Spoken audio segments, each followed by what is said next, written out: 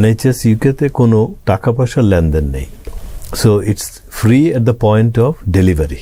যখন রুগী চিকিৎসা নিচ্ছে তাকে পয়সার চিন্তা করতে হচ্ছে না। ওখানকার সিস্টেম হলো, আপনি যখন জিপি হলেন, you have a contract with the health authority. আপনার লিস্টে 2000 রুগী আছে। এই 2000 রুগীর দেখাশোনার দায়িত্ব আপনার। 24 ঘন্টা 365 দিন গাইডলাইন দেওয়া আছে, আপনি এর মধ্যে কাজ করবেন, সেই অনুযায়ী আপনি ভাতা পাবেন। আমাদের কোনো হেলথ পলিসি নাই। আমাদের প্রাইমারি, সেকেন্ডারি, টার্সিয়ারি কেয়ারটাও সেভাবে ভাগ করা না। আমাদের হেলথ কেয়ার প্রভিশনটা most expensive way of health care provision, যে হসপিটাল বেসড। ওয়ারেজ আপনি প্রাইমারি কেয়ার বেস করেন, আপনার খরচ হয়তো হাফ থেকেও কমে যাবে। প্রিয় দর্শক, মেডিভার্সের বিশেষ আয়োজনে স্বাগত জানাচ্ছি আপনার এই মনির। আজকে আমরা কথা বলবো যুক্তরাজ্যের NHS এর স্বাস্থ্য ব্যবস্থাপনার খুঁটিনাটি নিয়ে। বিষয়টি নিয়ে আলোচনার জন্য আমাদের স্টুডিওতে উপস্থিত আছেন ডাক্তার মোশাররফ হোসেন, যিনি বাংলাদেশে MBBS এর পাঠ চোখানোর পরে পাড়ি জমিয়েছিলেন যুক্তরাজ্যে। সেখানে প্রশিক্ষণ গ্রহণের পরে NHS এর হাসপাতাল ব্যবস্থাপনায় সম্পৃক্ত হন এবং ওখান থেকে ট্রেন্ড আপ হওয়ার পরে জিপি প্র্যাকটিশনার হিসেবে দীর্ঘদিন তিনি এই প্র্যাকটিসে ছিলেন। পরবর্তী সময়ে অনেকগুলো সামাজিক কর্মকাণ্ডে তিনি সম্পৃক্ত হন।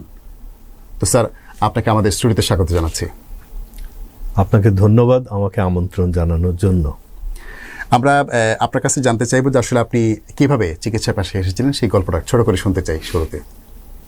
ছোটবেলা ইচ্ছে ছিল আমার বাবারও আমারও যে ডাক্তার হব। আচ্ছা। কেন মাথায় ঢুকেছিল ঠিক জানি না, কিন্তু আব্বা চাইতেন যে ছেলে ডাক্তার হোক। তখনকার সামাজিক পরিস্থিতিতে ডাক্তারদের জায়গাটা অনেক উঁচু মানের ছিল। তখন যে কোনো শহরে, যে কোনো ছোট শহরেও যারা ডাক্তার ছিলেন তাদের সামাজিক মর্যাদা অনেক উঁচু মানের ছিল। তাদের কথা সবাই শুনতো। গণ্যমান্য ব্যক্তিবর্গ কোথাও হলে সেখানে লোকাল ডাক্তাররা যেতেন। আমাদেরও পারিবারিক ডাক্তার ছিলেন, সবাই আমরা ওনার কাছেই যেতাম চিকিৎসার জন্য। তো সেজন্য একটা ইচ্ছা ছিল। এবং HSC পাশ করার পরে আমি শুধু মেডিকেলেই অ্যাপ্লাই করেছি, আর কোনো ইউনিভার্সিটি, কোনো কলেজে অ্যাপ্লাই করিনি।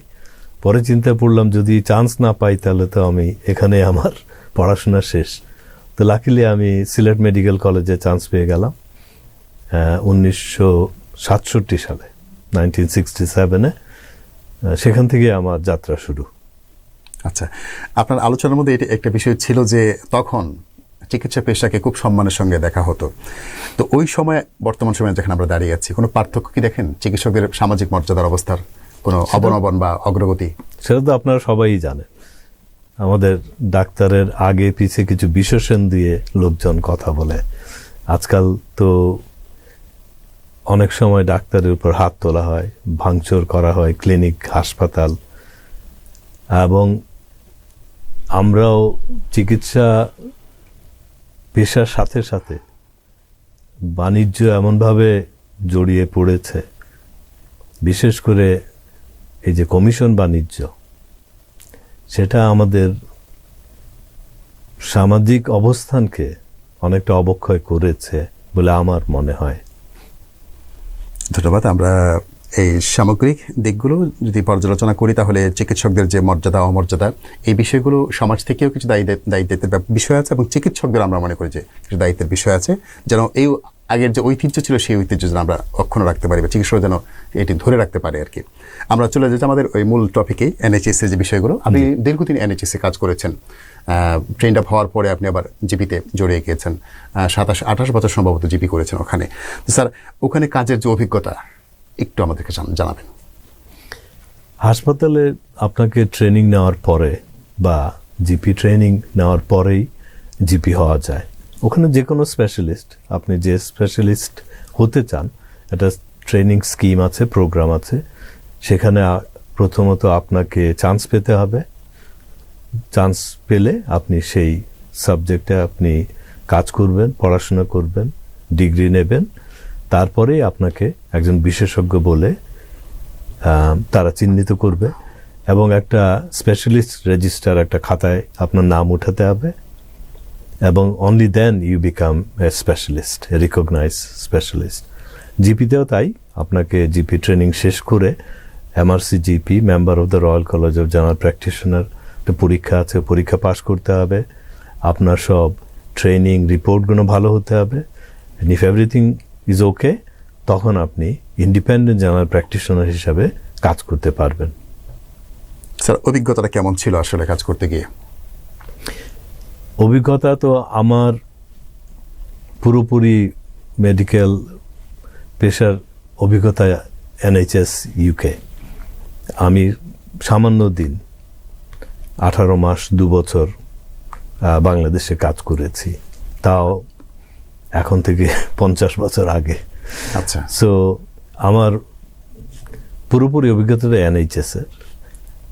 অন্য কোনো সিস্টেমে আমি যেহেতু কাজ করিনি, সরাসরি আমি তুলনা করতে পারবো না। তবে ওখানকার যে ব্যবস্থাটা, ইট ইজ সো অর্গানাইজড, যার ফলে আপনি একটা সিস্টেমের মধ্যে কাজ করছেন, সেটা একটা ভালো দিক। আর ওখানে এনএইচএস ইউকেতে কোনো টাকা পয়সার লেনদেন নেই। So it's free at the point of delivery. যখন রুগী চিকিৎসা নিচ্ছে, তাকে পয়সার চিন্তা করতে হচ্ছে না। সে আসছে, তার চিকিৎসা নিচ্ছে, ওষুধ কেনার সময় একটা ফিজ আছে, সেটা সে দেবে। তাছাড়া ডাক্তারের সাথে কোনো টাকা পয়সার লেনদেন নেই, কোনো ল্যাবরেটরির সাথে কোনো টাকা পয়সার লেনদেন নেই। এদিক দিয়ে আমাদের একটা মাথা ব্যথা নেই যে আপনি বেশি টাকা নিচ্ছেন বা কম নিচ্ছেন, বা আমাকে ঠিক মতো পরীক্ষা নিরীক্ষা দেওয়া হয়নি বা বেশি দেওয়া হয়েছে, এইসব ঝামেলা আমাদেরকে পোহাতে হয় না। আচ্ছা, কাজ করতে গিয়ে মানে কি কি চ্যালেঞ্জেস আপনি মোকাবেলা করেছেন, বা যেগুলো আপনার কাছে মনে হতে না এগুলো একটু টাফ, একটু ফেস করা একটু কঠিন, বা এরকম কোনো সিচুয়েশন হয়েছে কিনা? Is always there. কারণ যতই ভালো সিস্টেম হোক, কখনো দেরি হচ্ছে, হয়তো ইমার্জেন্সি একটা রুগীকে আপনার ভর্তি করতে হবে, কিন্তু হাসপাতালে বেড খালি নেই। রেফারেল করলেন আপনি স্পেশালিস্টের ওয়েটিং লিস্ট, আমাদের এই একটা যন্ত্রণা যে রুগীকে ওয়েটিং লিস্টে যেতে হচ্ছে। সুতরাং আজকেই আপনি রেফার করলেন, কালকে বা পরশু সে যে স্পেশালিস্টকে দেখাবে, সেটা সম্ভব হয় না। অনেক সময় 2 মাস 3 মাস অপেক্ষা করতে হয়। তো তখন রুগীরা জিপিকে টেলিফোন করে বা এসে কমপ্লেন করে, এত দেরি হচ্ছে কেন, আমাদের তো মানে ব্যথা বেদনা বেড়ে গেছে বা আমার অসুস্থতা বেড়ে যাচ্ছে, এই কিছু সমস্যা থাকে। তবে if it is an emergency, তখন সাধারণত you get a quick admission to the hospital, এবং সেটা ডিল করা হয়। রোড ট্রাফিক অ্যাক্সিডেন্ট হোক, বা হার্ট অ্যাটাক হোক, বা সিভিয়ার অ্যাসমা অ্যাটাক হোক, স্ট্রোকস, সো এনি ইমার্জেন্সি, তখন অ্যাম্বুলেন্সকে বলাই থাকে। কারণ আমাদের আরেকটা দিক হলো যে এখানে তো কোনো অ্যাম্বুলেন্স সার্ভিস নেই, প্রপারলি সেন্ট্রালি রেগুলেটেড। ওয়ারেজ আমাদের ইউকেতে প্রত্যেকটা রিজিয়নে they have regional ambulance service, এবং সেন্ট্রালি কলটা আপনি যখন করলেন 999, তখন জিজ্ঞেস করে পুলিশ, ফায়ার সার্ভিস আর অ্যাম্বুলেন্স। আচ্ছা, তখন আপনি অ্যাম্বুলেন্স বললেন, সরাসরি আপনাকে অ্যাম্বুলেন্সে পাঠাবে, জিজ্ঞেস করবে কি প্রবলেম, আপনি কোথায় আছেন, আপনাকে নিয়ারেস্ট হাসপাতালে নিয়ে যাবে। এবং ওদেরকে বলা আছে যেখানে যদি হার্ট অ্যাটাক হয়, যেসব হাসপাতালে করোনারি কেয়ার আছে সেখানে নিয়ে যাবা, যদি স্ট্রোক হয় স্ট্রোক ইউনিট কোথায় সেখানে নিয়ে যাবা। তো ওইভাবে তাদের ব্যবস্থা করা আছে। এবং obviously accident injuries, they will go to the emergency centre, accident and emergency. ধন্যবাদ স্যার। এবার একটু আমরা আলোচনা শুনতে চাই যুক্তরাজ্য বনাম বাংলাদেশ জিপি সিস্টেমটা আসলে। তো এখানে যুক্তরাজ্যের জেনারেল সিস্টেম কিভাবে পরিচালিত হয়, এটা একটু ডিটেলস আমাদেরকে জানাবেন। যুক্তরাজ্যে primary, secondary and tertiary care জি আছে। সো প্রত্যেকটা রুগী, প্রত্যেকটা সিটিজেন একজন জেনারেল প্র্যাকটিশনারের সাথে সম্পৃক্ত থাকে, তার খাতায় তার নাম থাকে। সুতরাং আপনি এই এলাকার 1-2 মাইল রেডিয়াসের মধ্যে হয়তো 3-4টা প্র্যাকটিস থাকতে পারে। আপনার পছন্দ মতো একটা প্র্যাকটিসে আপনি আপনার নাম লেখাবেন যে আমি এই প্র্যাকটিসে রেগুলার আসব, আমার সব, এবং ইউজুয়ালি আপনি এবং আপনার ফ্যামিলি মেম্বার্স, জি, আপনার ওয়াইফ, চিলড্রেন, তারা সবাই ওই প্র্যাকটিসে জয়েন করবে এবং সেখানে আপনার যে কোনো চিকিৎসার প্রয়োজন হলে ওখানেই যাবেন, এক্সেপ্ট ইমার্জেন্সি। চিকিৎসা ব্যাপারে আপনি আপনার জিপির সাথে যোগাযোগ করবেন, দেখা করবেন। সেখান থেকে জিপি আপনাকে চিকিৎসা দেবেন, পরীক্ষা নিরীক্ষা করবেন এবং সাধারণত 70-80% জিপি আপনার চিকিৎসা দিয়ে দেবেন। যখন দেখবেন যে এটা উনার আওতার বাইরে অথবা এটার জন্য স্পেশালিস্ট ইন্টারভেনশন দরকার, তখন আপনাকে রেফার করবেন to the right specialist, appropriate স্পেশালিস্টের কাছে আপনাকে পাঠিয়ে দেবেন সেকেন্ডারি কেয়ারে। Those are based in hospital. So hospital based আপনি চলে গেলেন, সেখানে যদি আপনার স্পেশালিস্ট কিছু লাগে, আপনার হার্ট ট্রান্সপ্লান্ট লাগছে বা কোনো উন্নত নিউরোসার্জিক্যাল প্রসিজিওর লাগছে, তখন আপনি টারশিয়ারি কেয়ারে যাচ্ছেন। আর ক্যান্সার কেয়ারের জন্য এখন মোটামুটি ক্যান্সার হসপিটালস হয়ে গিয়েছে। আমি যেখানে কাজ করি ম্যানচেস্টারে Christie hospital, world renowned cancer specialist treatment হয় সব রকমের। সুতরাং ক্যান্সার ডায়াগনোসিসের পরে সবাইকে ওখানেই পাঠিয়ে দেওয়া হয়। সো ইটস প্রিটি অর্গানাইজড, যে স্টেপ বাই স্টেপ রুগীও জানে, ডাক্তারও জানে যে কোথায় যেতে হবে, তারপরে কি আসবে এবং কখন টারশিয়ারি কেয়ারে যাবে। তুলনামূলকভাবে বাংলাদেশে ইটস আপসাইড ডাউন সিস্টেম। আচ্ছা, আমরা ওখানে আসছি।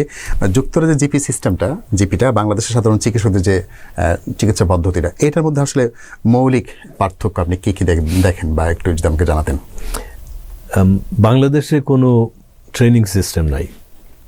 আপনি পাশ করার পরে, ইন্টার্নির পরে যখনই রেজিস্ট্রেশন হয়ে গেল, you can go and see patients. যে কোনো জায়গায় গিয়ে আপনি রুগী দেখা শুরু করতে পারেন। ওয়ারেজ ইউকেতে সেটা আপনি পারছেন না। আপনাকে, যদি আপনি জিপি হতে চান, জি, আপনার ফাউন্ডেশন ইয়ার শেষ করার পরে একটা জিপি ট্রেনিং স্কিমে ঢুকতে হবে। সেখানে আপনি হাসপাতালের যে ফান্ডামেন্টাল সাবজেক্টগুলো আছে, surgery, medicine, gynae, paediatrics, psychiatry, emergency medicine, আপনি রোটেশনে 4 মাস 6 মাস করে করে সেগুলোতে কাজ করবেন। আর জিপি একটা training centre, GP training centre যেগুলো, সব জিপির আবার ট্রেনার না। সো যেখানে ট্রেনার আছেন সেখানে আপনি একটা স্লট করবেন। সেই রোটেশনের পরে 1 বছর আপনাকে একজন জিপি ট্রেনারের সাথে একটা ট্রেনিং সেন্টারে কাজ করবেন। তারপরে আপনি যদি পরীক্ষা দেবেন, এমআরসি জিপি করবেন, আপনার সব রিপোর্টগুলো আসবে আপনার টিউটারদের কাছ থেকে। If they are all okay and satisfactory, তখন আপনাকে বলা হবে now you can go and practise as a independent general practitioner. আচ্ছা আচ্ছা, বাংলাদেশে প্রাইমারি কেয়ার সিস্টেম যদি উন্নত আমরা করতে চাই বা ওই লেভেলের জন্য আমরা প্রত্যাশা করি, তাহলে কোন কোন জায়গা আসলে পরিবর্তন আনা জরুরি বলে মনে করেন? প্রথমত যারা নবীন ডাক্তার, তাদেরকে বলতে হবে যে primary care is a speciality. এখন আমাদেরকে একটা তুচ্ছ তাচ্ছিল্য করা হয়, এমবিবিএস ডাক্তার। অত সোজা না এমবিবিএস ডাক্তার হওয়া।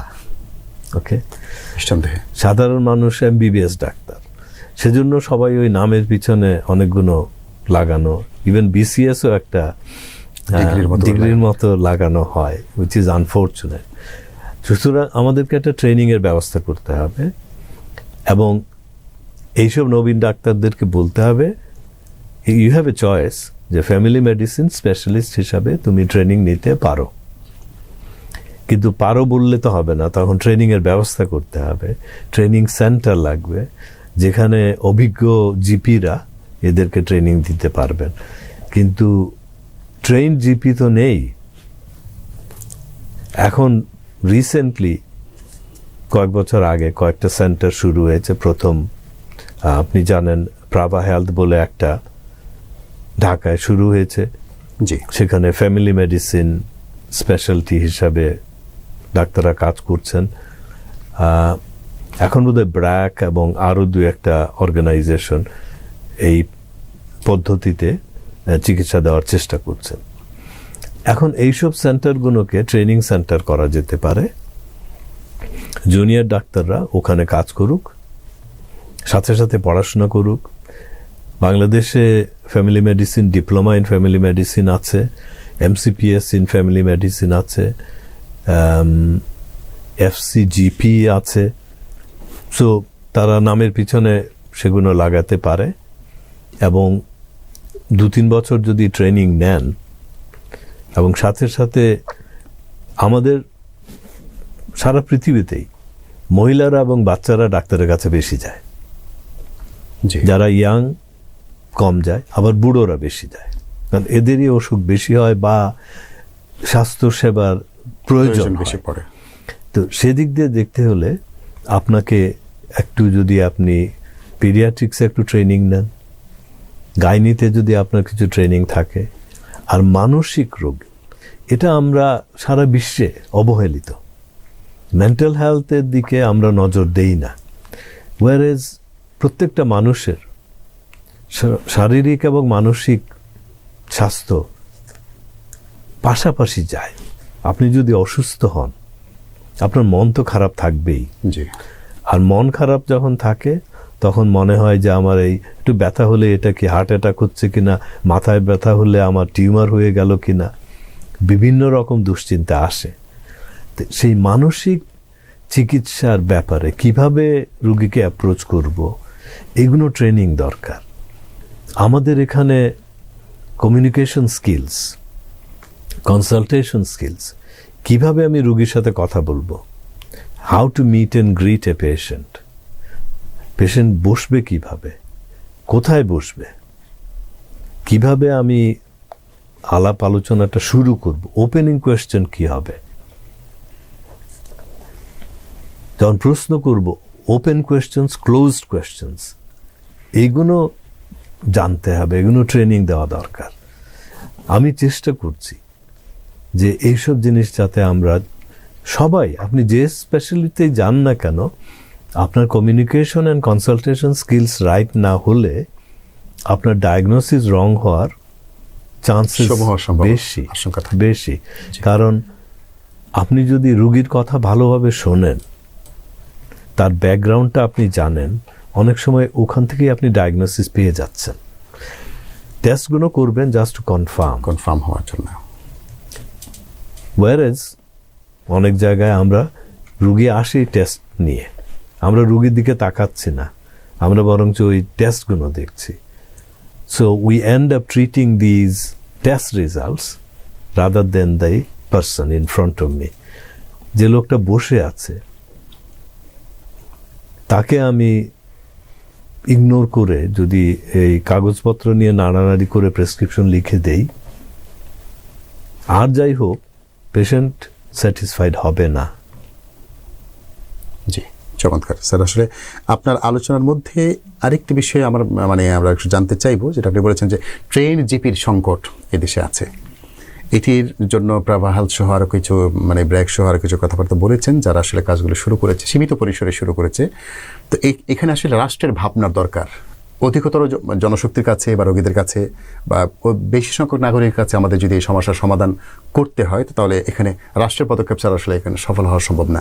তো এই যে ট্রেন জিপির যে সংকট, এখান থেকে মুক্তির জন্য রাষ্ট্র আসলে কি কি পদক্ষেপ নিতে পারে?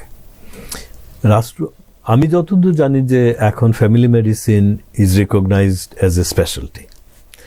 এখন আমাদের নবীন ডাক্তারদেরকে বলতে হবে, জানাতে হবে যে ইউ হ্যাভ এ চয়েস, তুমি ফ্যামিলি মেডিসিনে ক্যারিয়ার করতে পারবা, স্পেশালিস্ট করতে পারবা। এখন যদি বিসিএস হোক আর যাই হোক, তাদেরকে তার মধ্যে সম্পৃক্ত করেন। আমাদের এখানে অনেক প্রাইমারি কেয়ার সেন্টার বানানো হয়েছিল, কিন্তু সেটাকে কার্যকর করা হয়নি। আমরা যদি ট্রেনিং দিয়ে এই ডাক্তারগুলোকে ওই সব জায়গায় বসাই, ফুল ফ্যাসিলিটিস দিতে হবে। আপনি একটা বিল্ডিং বানিয়ে ছেড়ে দিলে তো হবে না। আচ্ছা, সেখানে তো আপনার রুগী দেখার ব্যবস্থা থাকতে হবে। সেখানে primary care is not just the doctor. Doctor, ওই প্রাইমারি কেয়ার একটা টিম থাকতে হবে, তার সাথে নার্স থাকতে হবে, তার হয়তো ওখানে একজন ফার্মাসিস্ট থাকতে হবে, প্রপার ওষুধের ব্যবস্থা থাকতে হবে, সেখানে ফিজিওথেরাপি দরকার হতে পারে। So if you make a team যারা একসাথে কাজ করবে, ফিজিওথেরাপি আপনি হয়তো প্রত্যেক প্রাইমারি কেয়ার সেন্টারে দিতে পাচ্ছেন না, কিন্তু একজন যদি এক এক দিন এক একটা সেন্টার করে, তাহলে একজনে 5-6টা সেন্টার কাভার করছে। So if you make a team and make the doctor the person responsible for the team, এবং সেখানে তাকে সম্মানের সাথে রাখতে হবে। সে যদি বাকি সবাইকে, সে পলিটিশিয়ান হোক বা অন্য সরকারি কর্মচারীকে ইয়েস স্যার নো স্যার বলা লাগে এবং তার কথায় উঠতে বসতে হয়, তাকে সেই সম্মানের যদি জায়গা না দেন, কেন সে থাকবে? আপনি সেই ব্যবস্থা করেন। এখন যাতায়াত ব্যবস্থা উন্নতি হয়েছে, প্রায় জায়গায় ইলেকট্রিসিটি আছে। সো যদি বাসস্থানের সেভাবে ব্যবস্থা করা হয়, ডাক্তার ওখানে থাকবে। আমি জানি অনেকেই পোস্টিং হয়, কিন্তু সকালে যায়, বিকেলে চলে আসে। ওখানে থাকার মতো পরিবেশ নেই, তার কোনো একটা কোয়ার্টারও নেই। ফিমেল ডক্টর হলে আরও মুশকিল, সেখানে তার সেফটি নেই। এইসব আপনাকে বিস্তর চিন্তা ভাবনা করতে হবে। কারণ ইউনিভার্সাল হেলথ কেয়ার যদি আমরা দিতে চাই, আমরা যদি সবার কাছে হেলথ কেয়ারটা পৌঁছাতে চাই, সেখানে আপনাকে তো প্রাথমিক চিকিৎসার বিষয়টার উপরই তো আপনাকে গুরুত্ব দিতে হবে এবং সেটাকে সেভাবে সাজাতে হবে। সাথে সাথে ট্রেনিং দিতে হবে, সাথে সাথে ইনসেন্টিভ দিতে হবে, রিকগনিশন দিতে হবে। সো একটার সাথে আরেকটা সম্পৃক্ত। শুধু একটা করলাম, বাকিগুলো করলাম না, তাহলে এটা কাজ হবে না। আসলে এটির যদি করা যায় সার্থকভাবে, তাহলে স্বাস্থ্য ব্যবস্থার একটি ইতিবাচক দৃশ্যমান একটি পরিবর্তন আমরা খেয়াল করব। এবং এই কারণে রাষ্ট্রের নিশ্চয়ই কোনো ভাবনা আছে। আপনার কথাগুলো আমরা মনে করি যে রাষ্ট্র নোট করতে পারে। স্যার, আমরা একটু জিপি সিস্টেমের বাংলাদেশের সম্ভাবনা এবং চ্যালেঞ্জেস, এগুলো নিয়ে একটু আলোচনা করব। তো বাংলাদেশে এনএইচএস এর মতো একটি শক্তিশালী জিপি ব্যবস্থা যদি গড়ে তোলার স্বপ্ন আমরা দেখি, এটা সম্ভব কিনা বাংলাদেশের প্রেক্ষাপটে?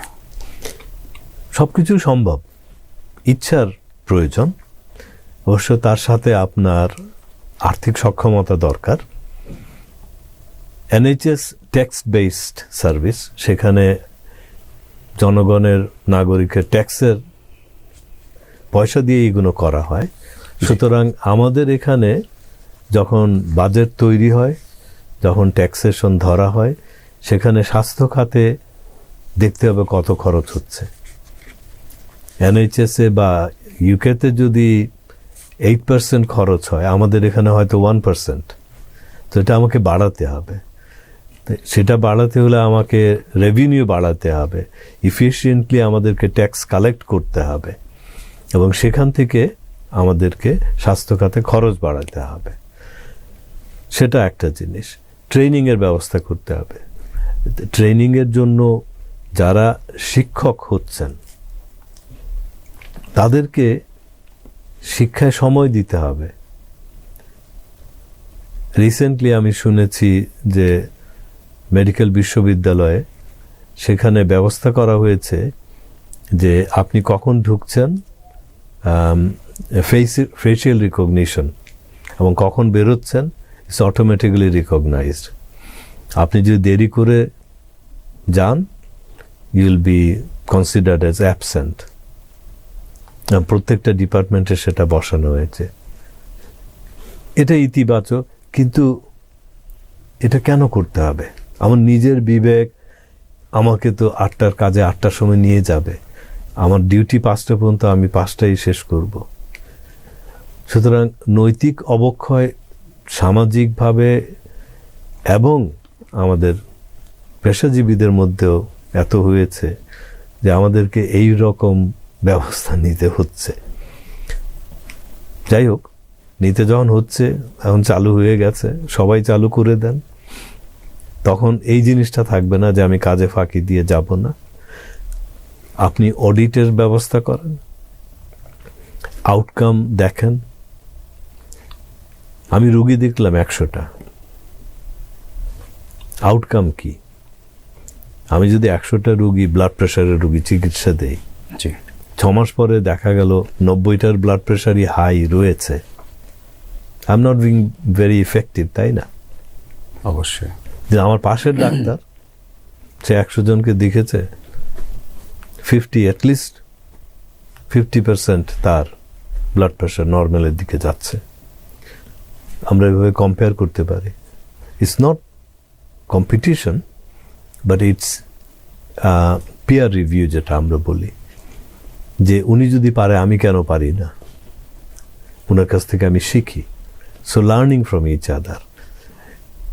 প্রত্যেকটা হাসপাতালে, প্রত্যেকটা ডিপার্টমেন্টে ট্রেনিং, শিক্ষার শেষ নেই। Every opportunity is a learning opportunity. প্রত্যেকটা রুগী আমরা দেখি, সেখান থেকে নতুন কিছু শিখি। এই মনোভাব নিয়ে যদি আমরা চলি, আমাদের প্রফেশন একদম চেঞ্জ হয়ে যাবে। মেধার কোনো অভাব নেই, আমি জানি এরা অনেক জানে, আমার থেকে অনেক বেশি জানে, কিন্তু প্রয়োগটা নেই। সেটা করা দরকার। নিজেদেরকে কম্পিটিশনে লাগানো দরকার না। ওই ডাক্তার খারাপের, প্রফেশনাল এটিকেট এন্ড কার্টিসি থাকা দরকার।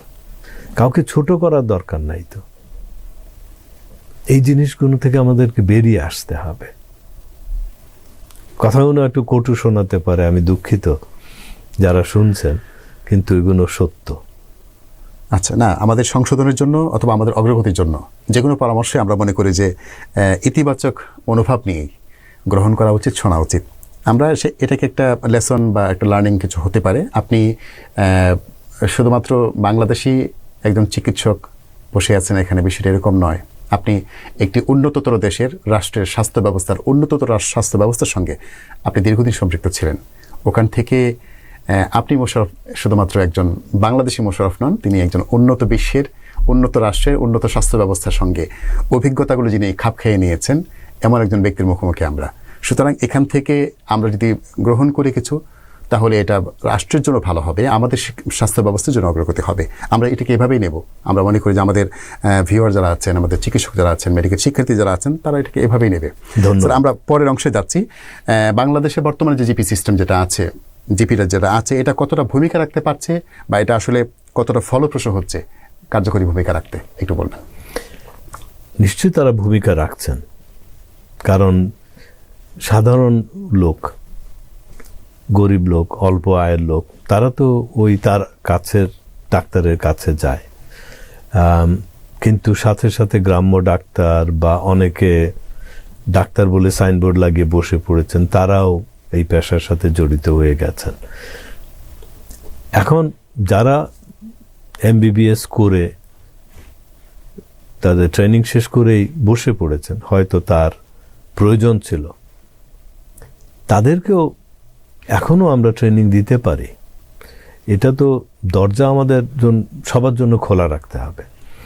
এখন কেউ যদি বলে আমি একটু ফর্মাল ট্রেনিং নিতে চাই, কিছু কোর্সেসের ব্যবস্থা করেন, তাদেরকে এই একটা ডিপ্লোমা কোর্সের মধ্যে দিয়ে 6 মাস 1 বছর training then.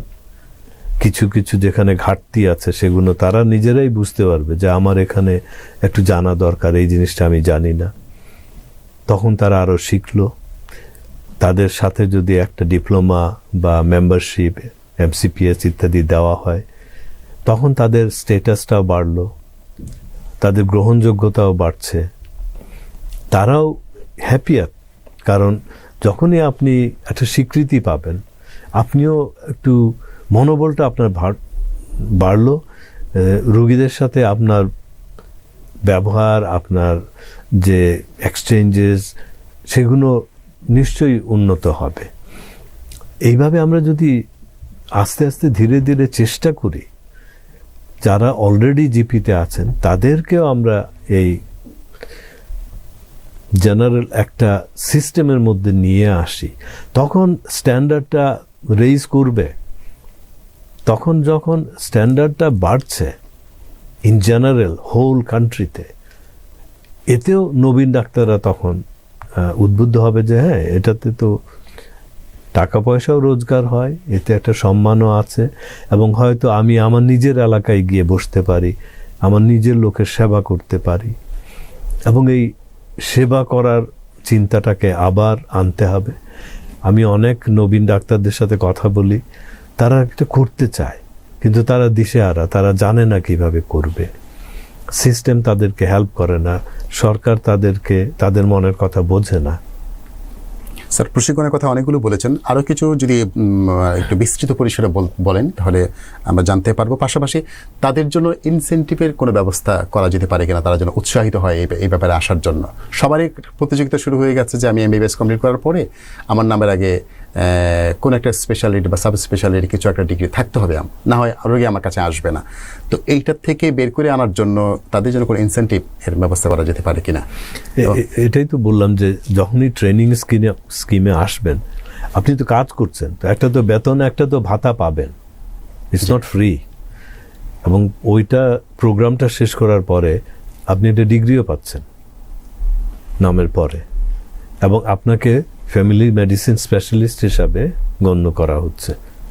You are a consultant in family medicine.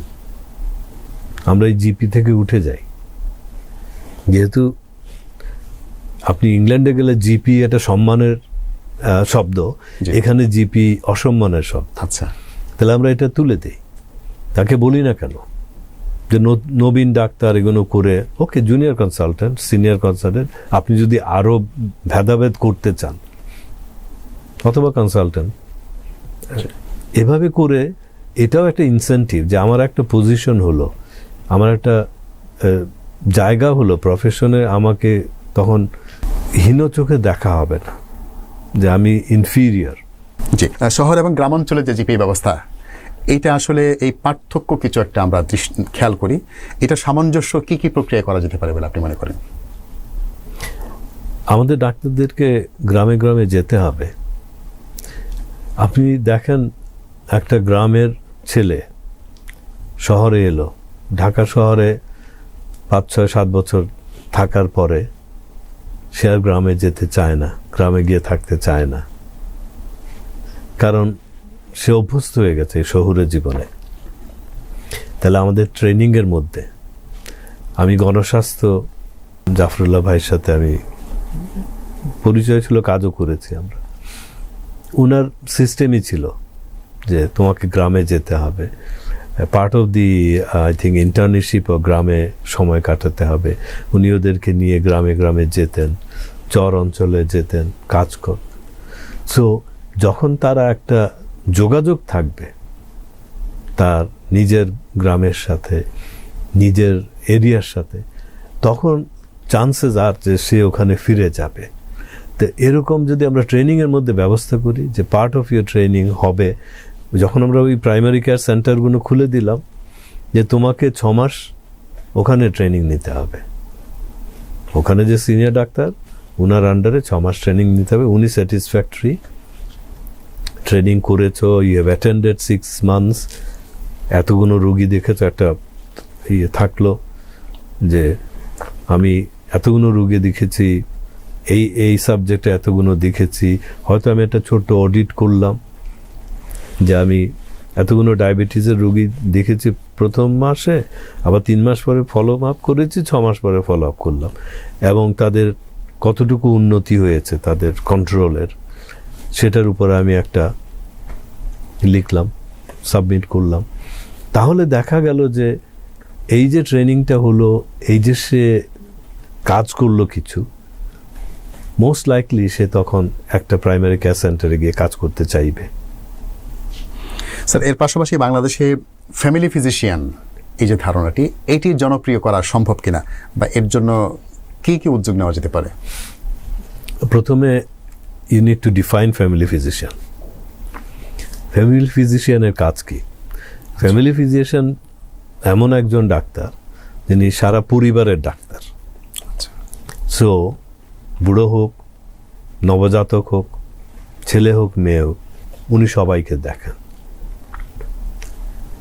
উনি কেয়ারটা দেন ক্রেডেল টু গ্রেভ, যেটা NHS-এ বলা হয়।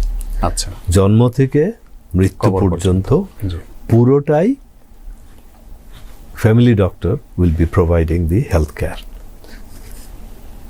এবং যেহেতু উনি পরিবারের সাথে সম্পৃক্ত, তখন পরিবারের ডাইনামিক্স, তাদের কালচার, তাদের mental health situation, social situation, financial, এগুলো সম্বন্ধে কিছুটা উনি জানবেন। তখন যখন উনি চিকিৎসা দেবেন, তার সক্ষমতা চিন্তা করে টেস্টগুলো দেবেন, ওষুধগুলো লিখবেন। So it's tailor to the need of that family আর দ্যাট পারসন।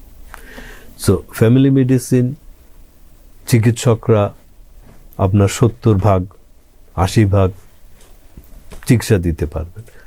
যখন দরকার হবে যে না, আপনাকে স্পেশালিস্ট দেখাতে হবে, কিন্তু আপনি তখন আন্দাজে একজনের স্পেশালিস্টের কাছে গেলেন, এটা ঠিক হলো না, আরেকজনের কাছে গেলেন, আপনার সময় নষ্ট, টাকা পয়সা নষ্ট। সেখানে ফ্যামিলি মেডিসিন বলবে আপনার এই ধরনের স্পেশালিস্ট দরকার, এবং তিনি হয়তো জানবেন যে উনার এরিয়াতে কে কে আছেন, চয়েস দিতে পারেন রোগীকে, আপনি ইনাকে দেখান বা উনাকে দেখান, কিন্তু আপনি এই স্পেশালিস্টের কাছে যান। আপনার বুকে ব্যথা করেই যে কার্ডিওলজিস্টের যেতে হবে, এটা লাংসেরও প্রবলেম হতে পারে, হার্টের প্রবলেম হতে পারে, সাইকোলজিক্যাল প্রবলেম হতে পারে। সো অ্যাটলিস্ট ফ্যামিলি মেডিসিন এটা আইডেন্টিফাই করে আপনাকে রাইট স্পেশালিস্টের কাছে পাঠালেন। তারপরে আপনি আবার ফিরে আসলেন যখন আপনার চিকিৎসা শেষ হয়ে গেল, এবং উনি কন্টিনিউ করলেন আপনার চিকিৎসা, আপনার বাড়ির কাছে হলো সেটা। So family medicine is looking after the whole family from cradle to grave. তাদের ফিজিক্যাল, সাইকোলজিক্যাল নিডগুলো উনি কাভার করছেন, এবং যখন প্রয়োজন উনি রেফার করছেন টু দ্য রাইট স্পেশালিটি। আমরা একটু রোগী ব্যবস্থাপনা এবং কমিউনিটি হেলথ কেয়ার এই বিষয়টার উপর আপনার কাছ থেকে কথা শুনবো। তো NHS এর কমিউনিটি হেলথ কেয়ার সিস্টেমটা আসলে ওটা কিভাবে পরিচালিত হয়, কিভাবে কাজটা তারা করে? ওদের তো নার্সিং সিস্টেম ইজ বিশাল nursing system. Okay, district nurses বলে একটা জিনিস আছে ওদের। দে হ্যাভ এ টিম, যারা রুগী বাড়ি বাড়ি যাবে, বয়স্ক লোকদের যা প্রয়োজন, কারো হয়তো ইনসুলিন দরকার, সকাল বিকাল তাকে ইনসুলিন নিতে হয়, কিন্তু বয়স 80-র উপরে, সে নিতে পারে না। ডিস্ট্রিক্ট নার্স যাবে, দেখবে, যখন দরকার হবে রক্তটা নেবে, পরীক্ষা করবে। দিনের বেলা একটা সময় তারা হয়তো একটা সেন্টারে, হয়তো জিপি সেন্টারে হোক বা একটা হেলথ কেয়ার সেন্টারে হোক, সেখানে বসবে। লোকজন আসে, তাদের ড্রেসিং বদলাইতে হবে, তাদের অপারেশন হয়েছে, স্টিচ কাটতে হবে, সেগুলো করা হচ্ছে। So there are organised community district nursing system. পাশাপাশি কমিউনিটি মিডওয়াইফারি সিস্টেম, যেখানে মিডওয়াইফ যারা প্রেগন্যান্ট, গর্ভবতী মহিলাদের দেখাশোনা করছে। উনি যদি হাসপাতালে যান, সেখানে স্পেশালিস্ট মিডওয়াইফ আছে, ইউজুয়ালি তারাই লেবারটা কন্ডাক্ট করে। ডাক্তার যদি কখনো দরকার হয় আসেন, আর যাদের অপারেশন লাগবে তারা তো অন্য জিনিস। এবং তারপরে যে পোস্টনেটাল যে দেখাশোনাটা, তারাও মিডওয়াইফরা করছে। So there are systems in place, যে কমিউনিটিতে আপনাকে বারবার হাসপাতালে দৌড়াতে হচ্ছে না। যখন আপনার দরকার, team will come to you, আপনার কাছে আসবে, অথবা আপনি একটা সেন্ট্রাল জায়গায় যাবেন আপনার বাড়ির কাছে, যেখানে আপনি আপনার সেবাটা পাবেন। ধন্যবাদ স্যার। বাংলাদেশে কমিউনিটি হেলথ সেন্টার এবং ওয়াক ইন ক্লিনিক যে চালুর যে একটা বিষয়, এটি আসলে সম্ভব কিনা আপনার অবস্থান থেকে একটু ব্যাখ্যা করবেন বিষয়টা। এটাও সম্ভব। ওয়াক ইন ক্লিনিক আমাদের ওখানে আছে। অনেক সময় হয়তো সে তার জিপিকে দেখাতে পারছে না, বা আমরা জিপি সার্জারি বলি, অফিস বন্ধ হয়ে গেছে 6টার সময়, এখন 8টার সময় তার ডাক্তারের দরকার। But it is not an emergency যে একদম আমাকে অ্যাম্বুলেন্স ডেকে যেতে হবে, কিন্তু ডাক্তারের পরামর্শ দরকার। তখন আমাদের আছে আউট অফ আওয়ার সার্ভিস, যেখানে ট্রেন জিপিরাই সার্ভিস দিচ্ছেন। সো আপনি টেলিফোন করলেন, হয়তো জিপি টেলিফোনে আপনাকে দিলেন পরামর্শ, যদি দরকার হয় তখন বললেন আপনি ওই জায়গায় যান, একটা ক্লিনিকে যেখানে তারা বসে আছেন ওখানে দেখলেন। আর যদি আপনি না যেতে পারেন, এতই অসুস্থ, তখন ডাক্তার নিজে আপনার বাসায় আসবে। এছাড়াও ওয়াক ইন সেন্টারে অনেক সময় আউট অফ আওয়ার আপনার রক্ত পরীক্ষা করতে হবে বা এক্স রে করতে হবে, তখন তাদের ওরকম সিস্টেম যদি থাকে সেটা করা সম্ভব। তো say at the end of the day আমাদেরকে চিন্তা ভাবনা করতে হবে, আমাদেরকে ট্রেন্ড লোক লাগবে, আমাদেরকে খালি ডাক্তার না, তো এই যে পুরো সিস্টেমটা কাজ চালু করার জন্য তো লোকজন দরকার যারা ট্রেন, যে জানে আমি যখন টেলিফোনটা করলাম আপনাকে কোথায় যেতে হবে, একটা পাথওয়ে করা আছে, তখন আপনার সিমটম অনুযায়ী বা সিস্টেম অনুযায়ী তারা আপনাকে পাঠাবে, আপনি ওখানে যান এখানে যান। তো ওর সাথে আপনার একটা দক্ষ জনশক্তি দরকার যারা এই পুরা সিস্টেমটাকে সাপোর্ট করবে। তো এটা একটা বিশাল ব্যাপার, কিন্তু আমরা হয়তো ছোট আকারে পাইলট স্কিম হিসাবে চেষ্টা করতে পারি, শুরু করতে পারি, এবং আমাদের দেশের পরিপ্রেক্ষিতে সেটাকে সাজিয়ে তখন আস্তে আস্তে সারা দেশে আমরা এটাকে ছড়িয়ে দেই না কেন। এনএইচএস এর আলোকে পেশেন্ট সেন্টার কেয়ার মানে সিস্টেম যেটা আছে ওটা নিশ্চিত করতে বাংলাদেশ আসলে কি কি ব্যবস্থা গ্রহণ করতে পারে? Training, consultation skills, communication skills. যখন পেশেন্ট আসলো, ডাক্তারের কিছু কিছু প্রশ্ন থাকবে, ডাক্তারের agenda, if you smoke you need to smoke, আপনি এক্সারসাইজ করেন, আপনার লাইফস্টাইল। রুগীরও এজেন্ডা আছে, রুগীর হয়তো মনে মনে অনেক প্রশ্ন আছে, তাহলে আমার এই মাথা ব্যথাটা টিউমার না কেন, আচ্ছা তা আমার একটু বোঝায় দেন, বা আমি এইভাবে করলে, আমি এটা চেষ্টা করেছি, আমি সিগারেট ছাড়তে চাই, পারছি না, আমাকে হেল্প করেন। সে হয়তো অন্য কারণে আসছে, কিন্তু তারও সাথে যদি আরো 2-4টা জিনিস থাকে, তাকে সেই সুযোগ দিতে হবে যে তার যে চাহিদাগুলো সেগুলো পূরণ হয়েছে কিনা। Once you have done that, তখন আপনি স্যাটিসফাইড কাস্টমার পাচ্ছেন যে আমার কথাগুলো ডাক্তার শুনেছেন এবং আমাকে আমার মন মতো উত্তর দিয়েছেন, আমি হ্যাপি, আমি স্যাটিসফাইড। এবং এটা করলেই, বিশেষ করে এটা ফ্যামিলি ফিজিশিয়ানরা করবে, প্রাইমারি কেয়ার ফিজিশিয়ানরা করবে, তখন সেই রুগীর আপনার উপর ভরসাটা বাড়লো, কনফিডেন্স লেভেল অনেক হাই হলো, সে আবার আপনার কাছে আসবে, তার বন্ধুবান্ধব অন্যান্য ফ্যামিলি মেম্বারকে নিয়ে আসবে, এইভাবে আপনার প্র্যাকটিসও বাড়বে। সুতরাং নতুন ডাক্তাররা অনেক সময় বলেন আমার তো প্র্যাকটিস হবে না। কেন হবে না?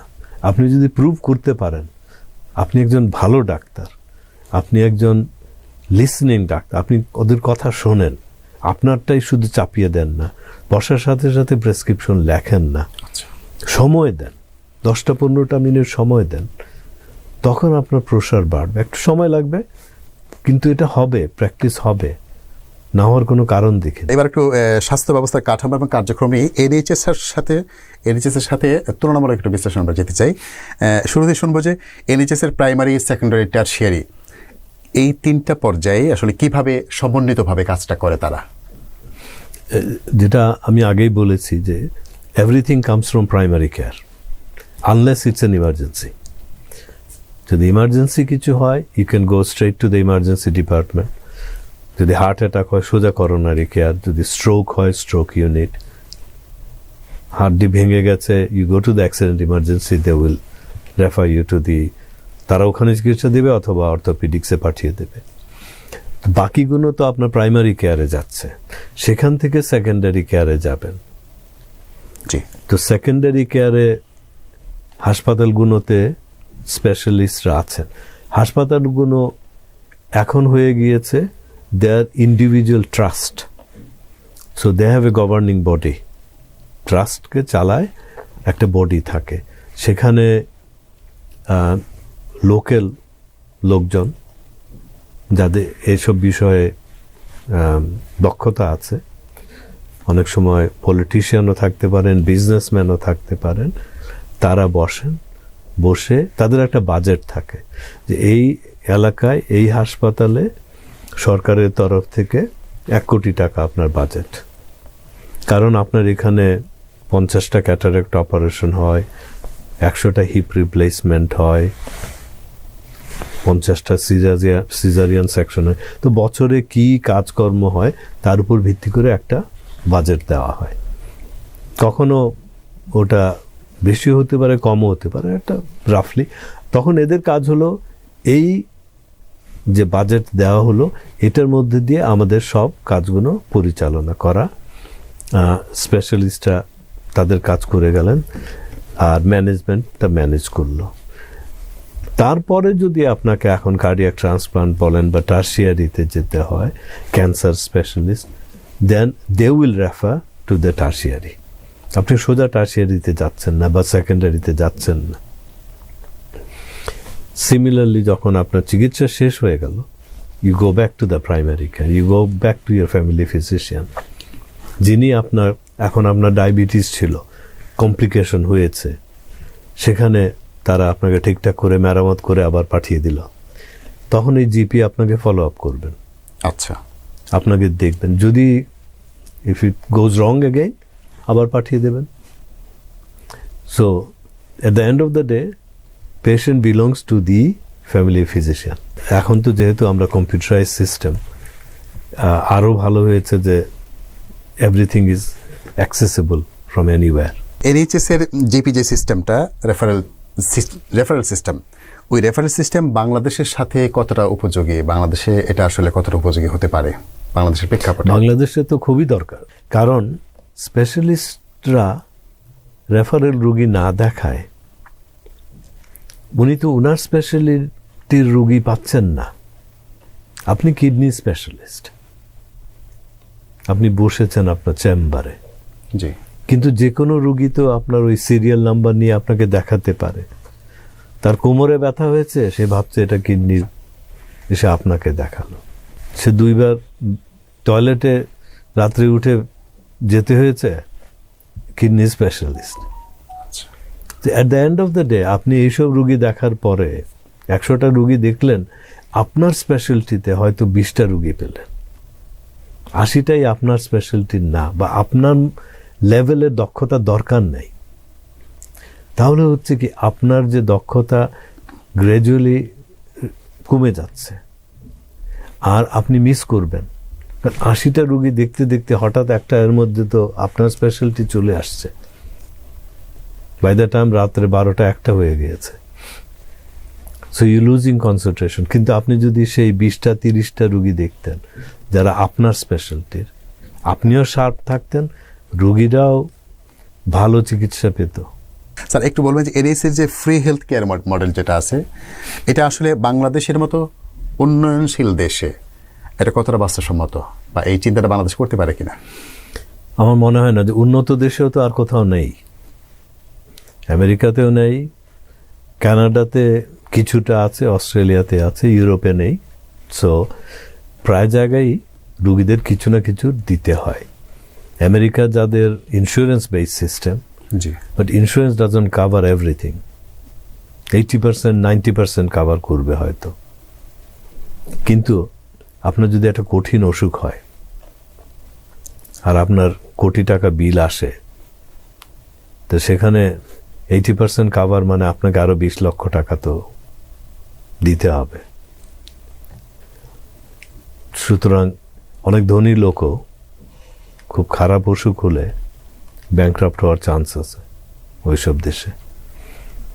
বাংলাদেশে আমার মনে হয় না একদম ফ্রি সিস্টেম করা সম্ভব। আবার অনেক সময় ফ্রি সিস্টেমের অ্যাবিউজও হয়। অনেক সময় আপনাকে ওই ফ্রি কিছু অ্যাডভাইস দিয়ে গেলে ওগুলো অনেকে গ্রহণ করে না। যখন আপনি পয়সা দিয়ে একটা উকিলের কাছ থেকে প্রপার অ্যাডভাইস নেবেন, আর আপনার পাড়ার যে প্রতিবেশী উকিল সবাই মনে করেন অ্যাডভাইস দেওয়া শুরু করে, সেগুলো তো মানে হয় না। কিন্তু আপনি যখন ইফ ইউ ইনভেস্ট, আপনি যদি একটা জায়গায় 100টা টাকা দেন, তার পরিবর্তে যাই পাবেন সেটার একটা দাম আছে। এবং যেখানে ফ্রি হলো সেখানে অনেক সময় আপনার হয়তো আমরা মেডিকেল ক্যাম্প করি না, ফ্রি ক্যাম্প করি, ওটা দেখা যায় অনেক রুগী এটা 3 নম্বর বার 4 নম্বর বার ক্যাম্পে আসছে, সব ফ্রি ফ্রি ফ্রি তো দেখাই যাচ্ছে। So it's probably better to have some sort of fee system, যেটা আমাদের অর্থসামাজিক ব্যবস্থার সাথে সামঞ্জস্য রেখে করা যায়। আচ্ছা স্যার, একটু এনএইচএস এর ডিজিটাল হেলথ রেকর্ড যেটা আছে এটার ব্যবহারের গুরুত্বটা বলবেন, পাশাপাশি বাংলাদেশে এটি বাস্তবায়নের সম্ভাবনা আছে কিনা বা দরকার কিনা? ডিজিটাল হেলথ রেকর্ড খুবই দরকার, কিন্তু এনএইচএস এ যেমন জয়েন্ট আপ, ওটাকে আমরা বুঝি এনএইচএস সেন্ট্রাল স্পাইন, ওটা করতে গিয়ে গভর্নমেন্টের অনেক ক্ষতিও হয়েছে, অনেক সমস্যার সমাধান করতে হয়েছে। It took a long time as well and very expensive. বাংলাদেশের জন্য এত জনবহুল জায়গায় এটা করা হয়তো সম্ভব হবে না, কিন্তু আমার মনে হয় প্রত্যেকটা ইনস্টিটিউশন, প্রত্যেকটা ক্লিনিক, তাদের রেকর্ডগুলো কম্পিউটারাইজ হওয়া উচিত। কারণ ডাক্তারদের হাতের লেখা নিয়ে তো সবসময় আমাদের একটা কমপ্লেইন থাকে। তো এটা যদি হয় এবং প্রপার রেকর্ড কিপিংয়ের জন্য এবং কন্টিনিউটি অফ কেয়ারের জন্য আপনার যদি ডিজিটালাইজড হয়, আপনি রুগীকে একটা প্রিন্ট আউট দিয়ে দিলে রুগী সেটা রেখে দিল, নেক্সট টাইম আসলে, বা যদি আপনি কোনো স্পেশালিস্টকে পাঠান, বা রুগী ঢাকা থেকে চিটাগাং গিয়েছে, সেখানে অসুস্থ হয়ে গেল, তার কাছে ওই কাগজটা থাকলে তখন ওই চিকিৎসক দেখতে পারলেন যে ইনি কী ওষুধ খাচ্ছেন, কী ওষুধ ওনার ছিল, তো পাস্ট হিস্ট্রি ইত্যাদি উনি পেয়ে গেলেন। তো ডিজিটালাইজ করা দরকার। আর অর্গানাইজেশনের ভিতরে যেহেতু ইন্টারকানেক্টেড, আপনি এক ডিপার্টমেন্ট থেকে আরেক ডিপার্টমেন্টে গেলেন, সেখানে আপনি ল্যাবে গেলেন, ওখানে টেস্ট হলো, এক্সরেতে গেলেন, এক্সরে হলো, সবগুলো একসাথে রেকর্ড হয়ে আবার ডাক্তারের কাছে আসলেন। So everything is there. Praava হেলথে একটা সুবিধা, আমি ওখানে যখন বসি, ইটস কম্পিউটারাইজ, সো আমি কম্পিউটার খুললেই দেখতে পাচ্ছি। আর ওখানে আরও করা হয় যে বাইরে কোথাও কিছু করলে ওটাকে স্ক্যান করে ওরা রেখে দেয়, তো বারবার ওই কাগজ খোঁজা লাগে না। আচ্ছা, এটা স্যার কোনো প্রতিষ্ঠান বেসড না হয়ে, প্রতিষ্ঠান কেন্দ্রিক না হয়ে সেন্ট্রালি করা যায় কিনা? করা যাবে, কিন্তু it will be very tough and expensive. সারা দেশ জুড়ে করাটা এখন হয়তো system has progressed a lot, কিন্তু আমরা এনএইচএস এ যখন শুরু হয়েছিল, উইচ ইজ অ্যাবাউট 15 বছর 20 বছর আগে, তখন ইট ওয়াজ টাফ, কিন্তু এখন করেছে। এখানেও করা যেতে পারে, কিন্তু আমরা যদি শুরু করি, যে ইন্ডিভিজুয়াল অর্গানাইজেশনগুলো করি, যদি সিস্টেম কম্প্যাটেবল হয়, এখানে আবার কম্প্যাটেবিলিটির প্রশ্ন আছে। আচ্ছা, আমি একটা সিস্টেমে করলাম, আপনি আরেকটা করলেন, তখন তো এই কম্পিউটার ওই কম্পিউটার কথা বলবে না। সো এটা হয়তো সরকার থেকে কোনো একটা কোম্পানিকে দায়িত্ব দিতে হবে, যে এবং রিজিয়ন ভাগ করে দেওয়া যায়, যে এই রিজিয়নটা তুমি করো, বাট মেক শিওর আরেকজনকে যেটা দেওয়া হয়েছে তার সিস্টেম অথবা সিস্টেম দেখেন থাকতে হবে, টক টু ইচ আদার, যাতে ডেটা ট্রান্সফার ইজিলি হয় এবং অ্যাক্সেসেবল হয়। এভাবে যদি করা যায় ছোট ছোট করে সারা দেশকে, তখন আমার মনে হয় করা সম্ভব। অর্থায়ন এবং ব্যয় ব্যবস্থাপনা নিয়ে একটু আলোচনা করব আমরা। এনএইচএস এর যে ট্যাক্স বেস হেলথ ফান্ডিং, এটি বাংলাদেশে কতটা কার্যকর হতে পারে বলে আপনি মনে করেন? ট্যাক্স আমাদের তো রেভিনিউ বাড়াতে হবে, এফিশিয়েন্টলি ট্যাক্স কালেক্ট করতে হবে, বাজেট ঠিকভাবে করতে হবে, জি, বাজেটের ইমপ্লিমেন্টেশন করতে হবে। আমরা যদি সবাই মিলে চেষ্টা করি, সরকার এবং জনগণ, আমরা যদি আমাদের ট্যাক্সটা দিয়ে দেই এবং সরকার যদি সেই রাজস্ব থেকে সঠিকভাবে প্রত্যেকটা খাতে খরচ করে, তাহলে সম্ভব। কিন্তু আধুনিক চিকিৎসা এখন খুবই ব্যয়বহুল, it's very expensive. UK is, মানে তারা নাকানো চুবানি খাচ্ছে এবং তারা খালি চিন্তা করছে কিভাবে এটাকে আমেরিকান স্টাইলে প্রাইভেটাইজ করা যায়, কারণ সরকারের জন্য একটা হেডেক হয়ে গেছে। সুতরাং কোনো সরকারই চাইবে না সম্পূর্ণভাবে ট্যাক্সের উপরে নির্ভর করে একটা মেডিকেল পাবলিক মেডিকেল সার্ভিস চালানো। তো সেখানে আমার মনে হয় যে কিছুটা ট্যাক্সেশন, কিছুটা পিপলস কন্ট্রিবিউশন, এভাবে যদি আমরা জনগণও কিছু দেই, যার যখন দরকার হলো আমাকে 100% দিতে হচ্ছে না, আমাকে যদি 20-30% দিতে হয়, জি, বাকিটা যদি ট্যাক্স থেকে আসে, ওই রকম একটা কম্প্রোমাইজড ওয়েতে এটা করা সম্ভব আমি মনে করি। আচ্ছা, একটু শুনবো যে পাবলিক প্রাইভেট পার্টনারশিপ, পিপিপি যেটি মডেলটি, এটি বাংলাদেশে কিভাবে কাজে লাগানো যেতে পারে স্বাস্থ্য খাতে? সেটা যদি আপনাকে নতুন, যেটা ইউকেতে করা হয়েছিল যখন তারা নতুন হাসপাতালের প্রয়োজন পড়লো, জি, এখন সরকারের তো এত পয়সা নেই, একটা হাসপাতাল বানাবে, সে 50 কোটি টাকা দরকার, তখন সে প্রাইভেট কোম্পানিগুলোর সাথে পার্টনারশিপে গেল, যে 25 বছরের বা 50 বছরের একটা অ্যারেঞ্জমেন্ট, যে 50% তুমি দাও, 50% গভর্নমেন্ট দেবে, তোমার কিছু ইনকাম, সুযোগ সুবিধা, মেনটেনেন্স থেকে হোক, কার পার্ক থেকে হোক, দেয়ার আর আর্নিংস, যেটা প্রাইভেট তুমি কিছু নেবে, আমরা কিছু নেবে, আর বাকি কেয়ারটা সরকার দিচ্ছে। এইভাবে করে করে করা হয়েছে। আমাদের এখানেও যদি নতুন হাসপাতাল বানাতে হয়, আমাদের তো সবই এখন প্রাইভেট হসপিটাল হচ্ছে, কিন্তু যদি সরকার চায় যে একটা সিস্টেম চালু করতে, তখন হয়তো এই বেসরকারি যেসব প্রতিষ্ঠান আছে তাদেরকে একটা ফাইন্যান্সিয়াল ইনসেন্টিভ দিয়ে এখানে পার্টনারশিপে আনা যেতে পারে, যে তোমরা আমাদের সিস্টেমে কাজ করো, তোমাদের এই যে বিল্ডিং এর খরচ এই সেই আমরা কিছুটা বহন করব। So there are different ways, but private and public partnership, PPP, is a way forward for a lot of people in a lot of countries. Yeah. বাংলাদেশে আসলে অনেক কিছুই দেখি যে সরকারি পর্যায়ে যেগুলো আছে, অনেক মানে বিভিন্ন কারখানা থেকে শুরু করে আমরা তথ্য এগুলো আমাদের কাছে সামনে পরিষ্কার যে আসলে সরকারি পর্যায়ে অনেক কিছু সফলতার মুখ দেখে না, এটা বেসরকারি পর্যায়ে সাফল্যের মুখ দেখছে। তো এই ক্ষেত্রে সরকার যদি কিছুটা সাবসিডি দেয়, তাহলে অনেক ব্যক্তি বা প্রতিষ্ঠান এগিয়ে আসতে পারে বা গ্রুপ এগিয়ে আসতে পারে। এটা আসলে আলোর মুখ দেখা বাংলাদেশের প্রেক্ষাপটে সম্ভাবনাময় একটা বিষয় মনে হয় আমার মনে হয়। হ্যাঁ স্যার, ধন্যবাদ। আমরা একটু পরে এতে যাব। কস্ট ইফেক্টিভনেস মডেল, NHS এর মতো, যেটা বাংলাদেশের স্বাস্থ্য ব্যবস্থায় ব্যয় কমাতে কতটা সহায়তা করতে পারে, মানে এটা আসলে ওখানকার যে ব্যাপারটি, এটা আসলে কতটা সুখকর তাদের জন্য, যুক্তরাজ্যের জন্য, বাংলাদেশের জন্য সেটা আসলে কতটা সহায়ক হতে পারে আপনি মনে করছেন? এটা সবার জন্য। আপনি যে কোনো ব্যবসায় যান, কস্ট বেনিফিট অ্যানালাইসিস আপনাকে করতে হবে। আচ্ছা, আপনার যদি খাজনা থেকে বাজনা বেশি হয়, জি, তাহলে তো হলো না।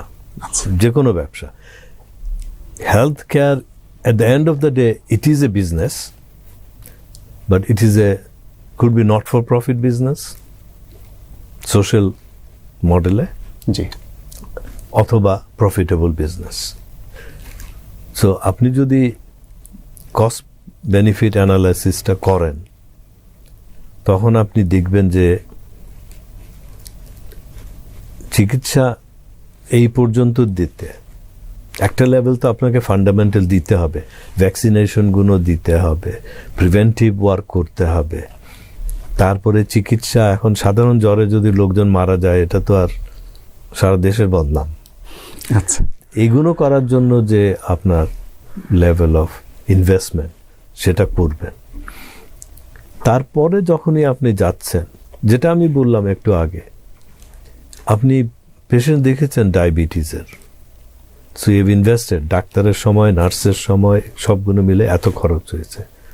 তাতে যদি দেখা যায় যে at the end of the day, আগে 20টা রুগী কিডনি ডায়ালাইসিসে যেত, এখন 10টা যায়, মানে 50% রিডাকশন করেছে। আচ্ছা, সো দ্যাট মিনস কার্যকর কিছু হচ্ছে, কার্যকর হচ্ছে, রোগীর জন্য হচ্ছে, আপনার ইনভেস্টমেন্টও কম লাগছে, আপনার অনেকগুলো কিডনি ডায়ালাইসিস মেশিনের দরকার নেই। প্রত্যেকটা জায়গায় আমাকে দেখতে হবে আউটকাম কি। সো আউটকাম বেসড প্রোগ্রাম আমরা যদি করি, সে হাই ব্লাড প্রেশারের রোগী যদি স্ট্রোক না হয়, হার্ট অ্যাটাক না হয়, সেটা দেখতে হবে। আর্থ্রাইটিসের রোগী যদি অর্থোপেডিক অপারেশনের জন্য যেতে না হয়, সে যদি কর্মক্ষম থাকে আরো 10টা বেশি বছর, সে রোজগার করে, ট্যাক্স দেয়, তার ফ্যামিলিকে লালন পালন করছে। তো এইভাবে যদি আমরা চিন্তা করি কস্ট, বেনিফিট অ্যান্ড আউটকাম, তাহলে আমরা একটা সফল ব্যবস্থায় যেতে পারি। এবার একটু আমরা আলোচনা শুনতে চাই মানব সম্পদ এবং চিকিৎসকদের ভূমিকা। এর আলোকে একটু এনএইচএস এর প্রেক্ষাপটে বলবেন, জিপির আসলে ওখানে কিভাবে কাজ করেন, বাংলাদেশে ফ্যামিলি ফিজিশিয়ানস ব্যবস্থা কার্যকর করা সম্ভব কিনা?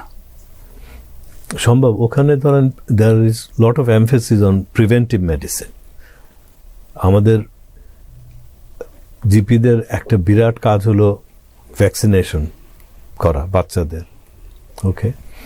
তারপরে এই যে বললাম যে ক্রনিক ডিজিজ যেগুলো আছে, জি, asthma, bronchitis, COPD, high blood pressure, coronary heart disease, diabetes, thyroid disease, এদেরকে রেগুলার মনিটর করা, দেখা, টেস্ট করা, চিকিৎসা, ওষুধপত্র অ্যাডজাস্ট করে দেওয়া, এগুলো আমাদেরকে যখনই আমরা করব তখনই আমরা বেটার আউটকাম পাবো। এনএইচএস এর জিপিরা কিভাবে কাজ করেন, হ্যাঁ, বাংলাদেশে ফ্যামিলি ফিজিশিয়ানস ব্যবস্থা কার্যকর করা সম্ভব কিনা?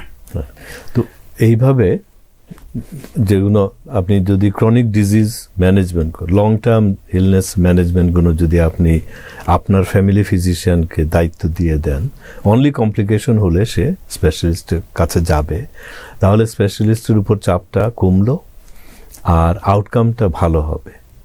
সো এমফেসিসটা থাকতে হবে অন প্রিভেন্টিভ মেডিসিন।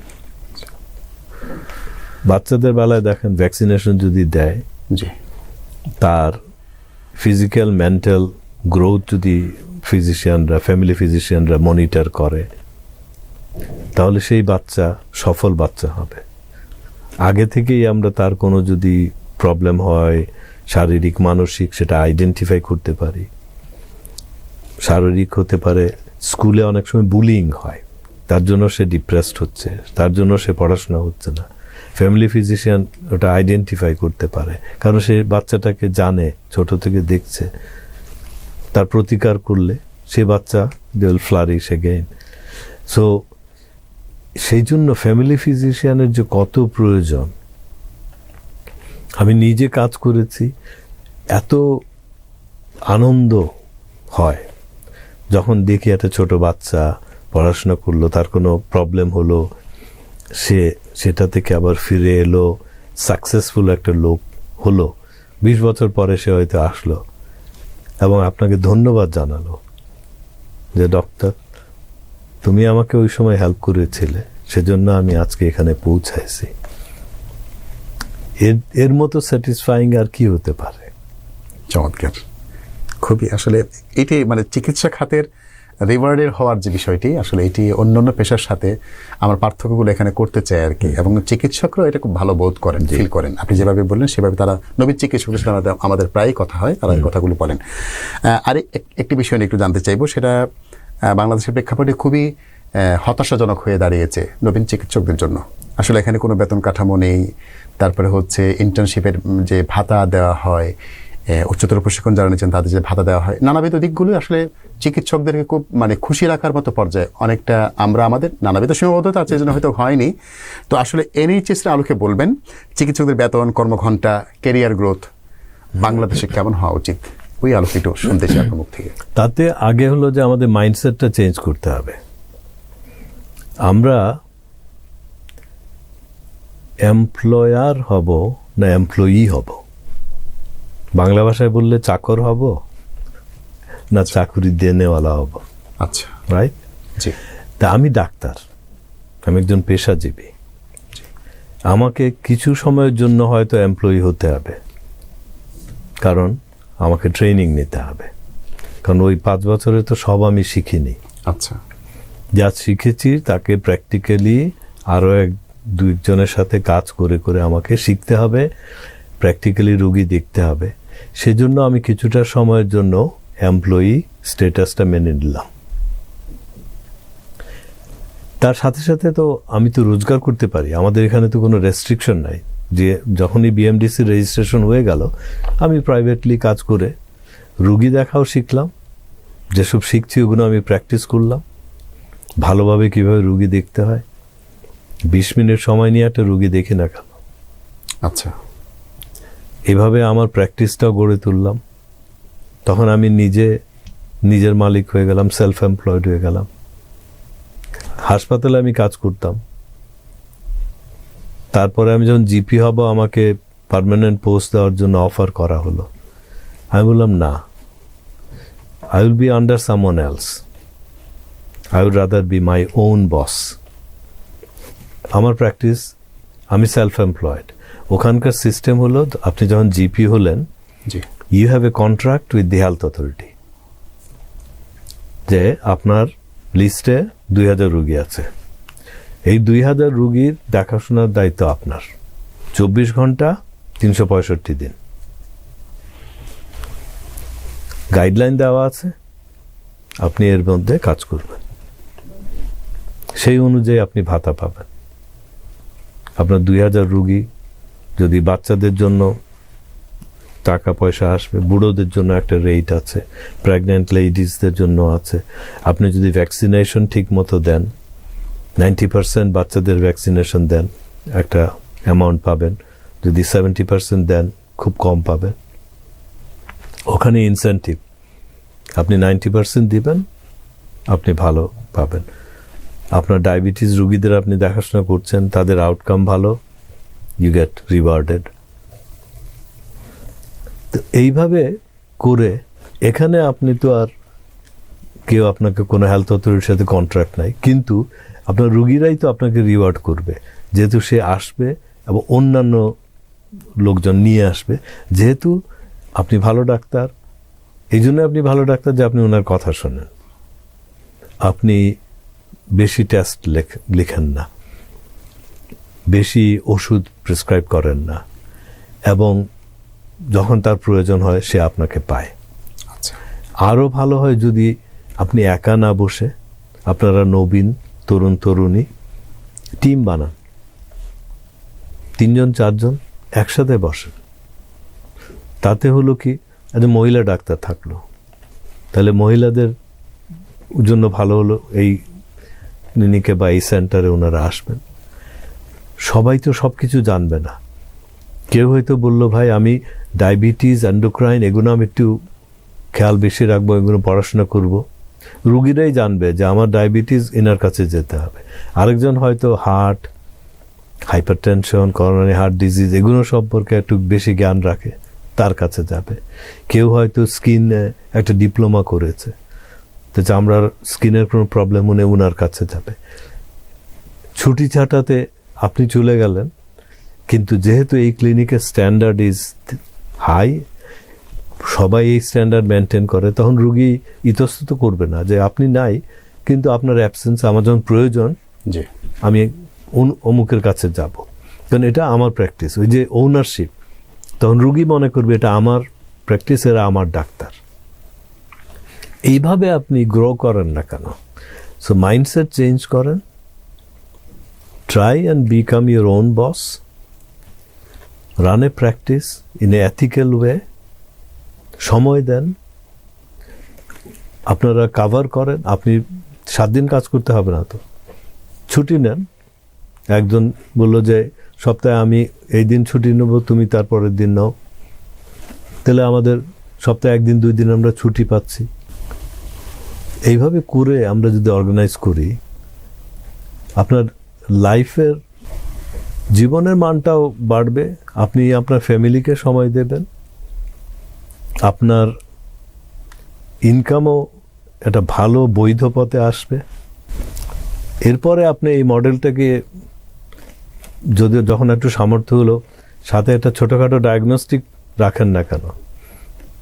যে আজকাল তো অটোমেটেড ওই মেশিন হয়ে গেছে, just put the blood, results come out. Technician রাখলেন, তাহলে আপনার রুগীরা আপনার এখানে এই টেস্টগুলো করালো। সাথে একটা ছোট্ট ফার্মেসি রাখেন, যেখানে ভালো মানের ওষুধ রাখবেন, ফেক মেডিসিন থাকবে না। জি, সেটাও আপনার একটা সোর্স অফ ইনকাম হলো। রুগীরাও বিভিন্ন জায়গায় যাওয়ার প্রয়োজন হলো না। এইভাবে আপনি আপনার এটাকে একটা ব্যবসা করেন, সোশ্যাল বিজনেস হিসাবে করেন, করে আপনারা দরকার হলে আরো একজন দুজন পার্টনার নেন, এইভাবে ইজিলি করা যায়। কিন্তু আমাদের চিন্তাটাকে বদলাতে হবে। স্যার, এখানে তো আপনি একটি আত্মনির্ভরশীল হওয়ার জন্য একটা চমৎকার একটা বলা যায় যে একটা চিন্তা আমাদের সামনে উপস্থাপন করেছেন। এদেশের বেসরকারি মেডিকেল কলেজগুলো বা হাসপাতালগুলোতে বা ডায়াগনোসিস সেন্টারগুলোতে এমনিতে খুব বেশি যে বেতন কাঠামোর যে একটা বিষয়, এটি কিন্তু উপেক্ষিত একটা বলা যায়। এক্ষেত্রে আপনার কোনো পরামর্শ থাকবে কিনা বা থাকতে পারে কিনা যে একজন মেডিকেল অফিসার যিনি এমবিবিএস কমপ্লিট করে ওখানে যা জয়েন করবেন তার বেতন কাঠামোটা কেমন হওয়া দরকার, এটা ওই এনএইচএস এর আলোকে একটু যদি আমাদেরকে বলতেন। আমি এখানকে মানে ঠিক জানি না কত দেওয়া হয়, কিন্তু শুনেছি কোন জায়গায় ক্লিনারের বেতন আর ডাক্তারের বেতন সমান শুনেছি। তো এখানে যদি হয়, আমি ডাক্তার না খেয়ে মরবো, কিন্তু ওইখানে আমি কাজ করব না। এটা কেমন হওয়া উচিত স্যার? আপনার একটা প্রস্তাবনাও থাকতে পারে আমার মনে হয়। এখন যারা ব্যবসা করছেন সবাই যে দিচ্ছেন না তা না, কিন্তু যারা ভালো মানের লোক, যারা নিজেদের আত্মসম্মান বোধ আছে এবং এই প্রফেশনাল পেশাজীবীদেরকে সম্মান করেন, আমাদেরকে বের করতে হবে ওইসব জায়গায় বেতন কেমন হয়, ওইটাকে স্ট্যান্ডার্ড করে সবাই ওই স্ট্যান্ডার্ডে আসতে হবে। বিভিন্ন সংস্থা, সোসাইটি, আমার মনে হয় বেসরকারি হাসপাতাল, এসবের তাদেরও একটা নিশ্চয় সংস্থা আছে, তাদের কাজ করা উচিত একজন আরেকজনের সাথে, তাদের একটা নিজেরা বসে বেতন কাঠামো ঠিক করা উচিত, which is right, what is the fair pay. এগুলো তো আমরা বাইরে থেকে বলে দেওয়া মুশকিল। স্যার, এখানে মানে বেসরকারি পর্যায়ে প্রতিষ্ঠানগুলোর কমিটি আছে বা তাদের বডি আছে, কিন্তু তারাই কি আসলে ন্যায় সঙ্গতভাবে অথবা ইনসাফপূর্ণভাবে তারা কাজটা করবে? সরকার এখানে কোনো রোল প্লে করতে পারে কিনা? সরকার দিক নির্দেশনা দেবে, কিন্তু সরকার এটা তো করতে পারে। মনিটরিং এর ব্যবস্থা থাকা, মনিটরিং করবে এবং হয়তো বলতে পারে মিনিমাম ওয়েজ, যেমন এখন আমাদের দেশে বা অন্যান্য দেশেও মিনিমাম ওয়েজ বলে একটা কথা আছে, যে ঘন্টায় আপনি এত টাকার নিচে আপনি দিতে পারবেন না। ইউকে তো এখন 10-11 পাউন্ড হয়ে গেছে, সেটা করে দিতে পারে যে আপনার মিনিমাম এটা দিতে হবে একজন ডাক্তারকে, বেশি আপনি যা দেন আপনার ইচ্ছা।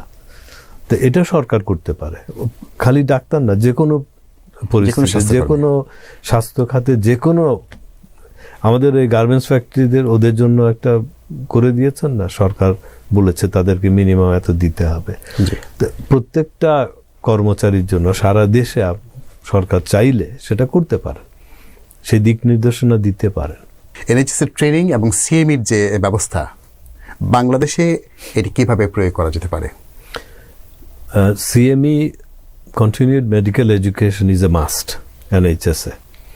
আপনাকে এখন প্রতি 5 বছর পরে পরে জেনারেল মেডিকেল কাউন্সিলের রিভ্যালিডেশন হয়। সেখানে যদি আপনি রিভ্যালিডেশনে যা যা প্রয়োজন সেগুলো যদি আপনি ঠিকমতো না করেন, আপনার লাইসেন্স বাতিল হয়ে যাবে। তার জন্য আপনাকে রেগুলার এত ঘন্টা প্রতি বছর পড়াশোনা করতে হবে, অডিট করতে হবে, এই করতে হবে, পেশেন্টের স্যাটিসফ্যাকশন ফর্মস সেগুলো কালেক্ট করতে হবে, আপনার কলিগের স্যাটিসফ্যাকশন, তাদের মতামত আপনার সম্পর্কে নিতে হবে। এগুলো সব মিলায়ে 5 বছর পর পর আপনাকে সাবমিট করতে হবে। কিন্তু এভরি ইয়ার আপনার একজন অ্যাপ্রেইজার আসবে, আপনারই কলিগ, এসে আপনার সাথে বসবে, আপনার কি করছেন কি না করছেন, আপনার নেক্সট প্ল্যান কি, আপনি কোন ব্যাপারে কোন সাবজেক্টে মনে করছেন আপনার আরও পড়াশোনা করা দরকার, অনেক প্রগতি বা প্রযুক্তি বেড়ে গিয়েছে, আপনি হয়তো বললেন আমি একটু সাইকোলজিক্যাল সেই জিনিসগুলো আমি একটু মনে করছি আমার আপডেটেড হওয়া দরকার, আমি আপডেটেড হব।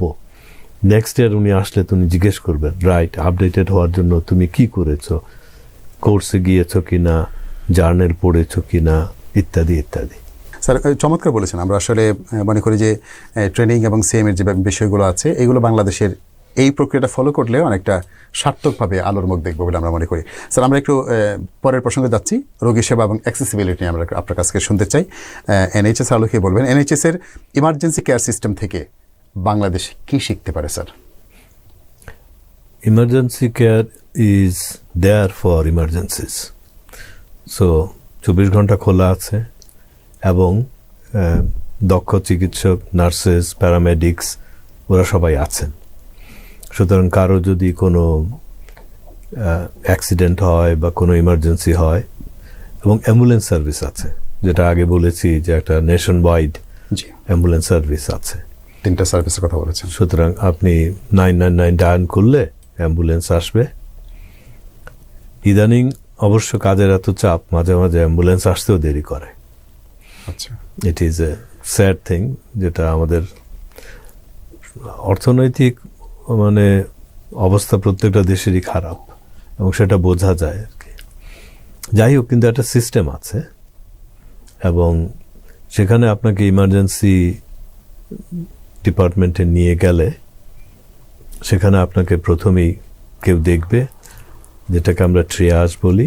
জি, দেখে আপনাকে কোন ধরনের আপনার চিকিৎসা দরকার, যে যদি দেখে যে তারা আপনার এমন একটা ক্রিটিক্যাল কন্ডিশন, আপনার হার্ট অ্যাটাক হয়েছে, তখন তারা সোজাসুজি কার্ডিয়াক টিমের সাথে কথা বলে করোনারি কেয়ার ইউনিটে পাঠিয়ে দিল।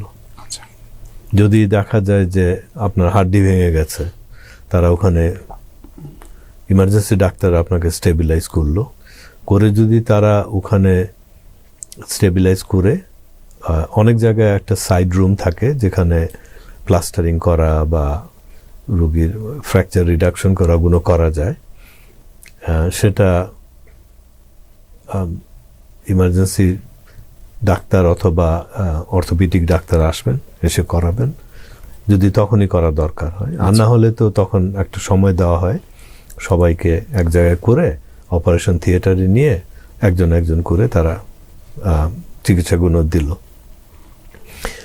এখন কিছু সেন্টার হয়েছে যেটাকে আর্জেন্ট কেয়ার সেন্টার বলা হচ্ছে, যেখানে ফুল ফ্লেজেড হাসপাতাল না, যেখানে সব ডিপার্টমেন্ট নেই।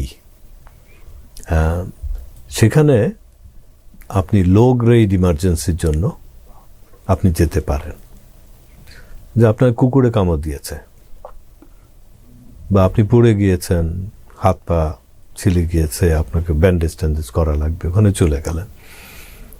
কিন্তু ওখানে হয়তো প্রপার অর্থোপেডিক সার্জন নাই। সুতরাং আপনি যদি একটা রোড ট্রাফিক অ্যাক্সিডেন্টে হন, আপনার পায়ের হাড্ডি ভেঙে গেছে, তখন আপনাকে অ্যাম্বুলেন্স ওখানে নেবে না, সোজা যেখানে emergency, proper emergency accident and emergency department আছে, ওখানে নিয়ে যাবে এবং ওখানে আপনার চিকিৎসা হবে। সো এরকম দুরকম ব্যবস্থা করা আছে। আচ্ছা, যেখানে একটু সুবিধা মানে ফ্যাসিলিটিস একটু কম, এই যে ইমার্জেন্সির ধারণা আপনি দিলেন, এটা আসলে কোন কোন জায়গায় থাকে? মানে এরিয়ার কোনো মানে নির্দিষ্ট কোনো এরিয়া থাকে কিনা যে এই এরিয়াগুলোতে কম সুবিধার ইমার্জেন্সিগুলো থাকবে? ধরো যেখানে জনবহুল এরিয়া, জি, আমি ম্যানচেস্টার এরিয়াতে থাকি, তো সেখানে দেখা গেল যে কাছাকাছি 5-10 মাইলের মধ্যে বেশ কয়েকটা হাসপাতাল আছে। আপনি এদিকে 10 মাইল যান, একটা পাবেন, আবার ইস্টে যান একটা, ওয়েস্টে একটা, সাউথে, নর্থে। তখন হয়তো ভাবলো যে মাঝখানের যেটা, ওটাকে আমরা আর্জেন্ট কেয়ার করে ফেলি। আচ্ছা, আর তারপরে আবার ওই 4টার মধ্যে একটাকে তারা বলল যে সার্জিক্যাল ইমার্জেন্সিগুলো এখানে নিয়ে যাও, মেডিকেল ইমার্জেন্সিগুলো ইস্ট সাইডে যে হাসপাতাল আছে ওইখানে নিয়ে যাও, ওখানে ফুল ফ্লেজ করোনারি কেয়ার সব কিছু আছে। এইভাবে তারা এটা ডিস্ট্রিবিউট করেছে। আর কিছু কিছু জায়গা আছে যেখানে অত লোকজন নেই, লোক সংখ্যা খুবই কম, রুরাল এরিয়াতে, গ্রাম্য এলাকায়, সেখানে তখন হয়তো একটা আর্জেন্ট কেয়ার, কারণ ওখানে ওরকম বড় হাসপাতাল নেই, কিন্তু ছোট ছোট অসুবিধার জন্য urgent care centre, walk in centre আছে। আর যদি খারাপ কোনো কিছু হয় তখন আপনাকে বড় হাসপাতালে নিয়ে গেল। তো সেটা কত লোক জনসংখ্যা এবং দূরত্ব, হাসপাতালগুলোর দূরত্ব, সেটার ভিত্তিতে তারা করেছে। ধন্যবাদ স্যার। স্যার, এক টেলিমেডিসিন রিমোট হেলথ কেয়ার বাংলাদেশে কীভাবে উন্নত করা যেতে পারে, এনএইচএসের আলোকে আমরা মুখ থেকে শুনতে চাই। এনএইচএসে টেলিমেডিসিন কিছু কিছু ছিল, কিন্তু কোভিডের পরে অনেক বেড়ে গিয়েছে। আচ্ছা। অনেক জিপি সার্জারিতে দেখলো যে রুগীরা তখন তো আসতে পারেনি, তো তখন থেকে এখনো করা হয়েছে যে যারা অত সিরিয়াস কিছু না, যে ডাক্তারের সাথে কথা বললেই চলবে, আগে আমরা শুধু টেলিফোনে কথা বলতাম, এখন ভিডিও কনসালটেশনও কিছু কিছু জায়গায় করা যায়।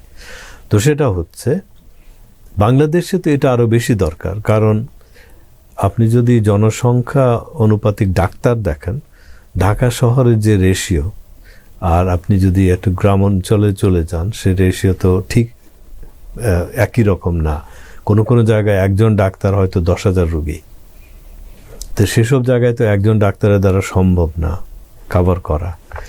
ওয়ারেজ টেলিমেডিসিন হলে ডাক্তার যেখানেই থাকুক, রুগী তাকে অ্যাক্সেস করতে পারছে।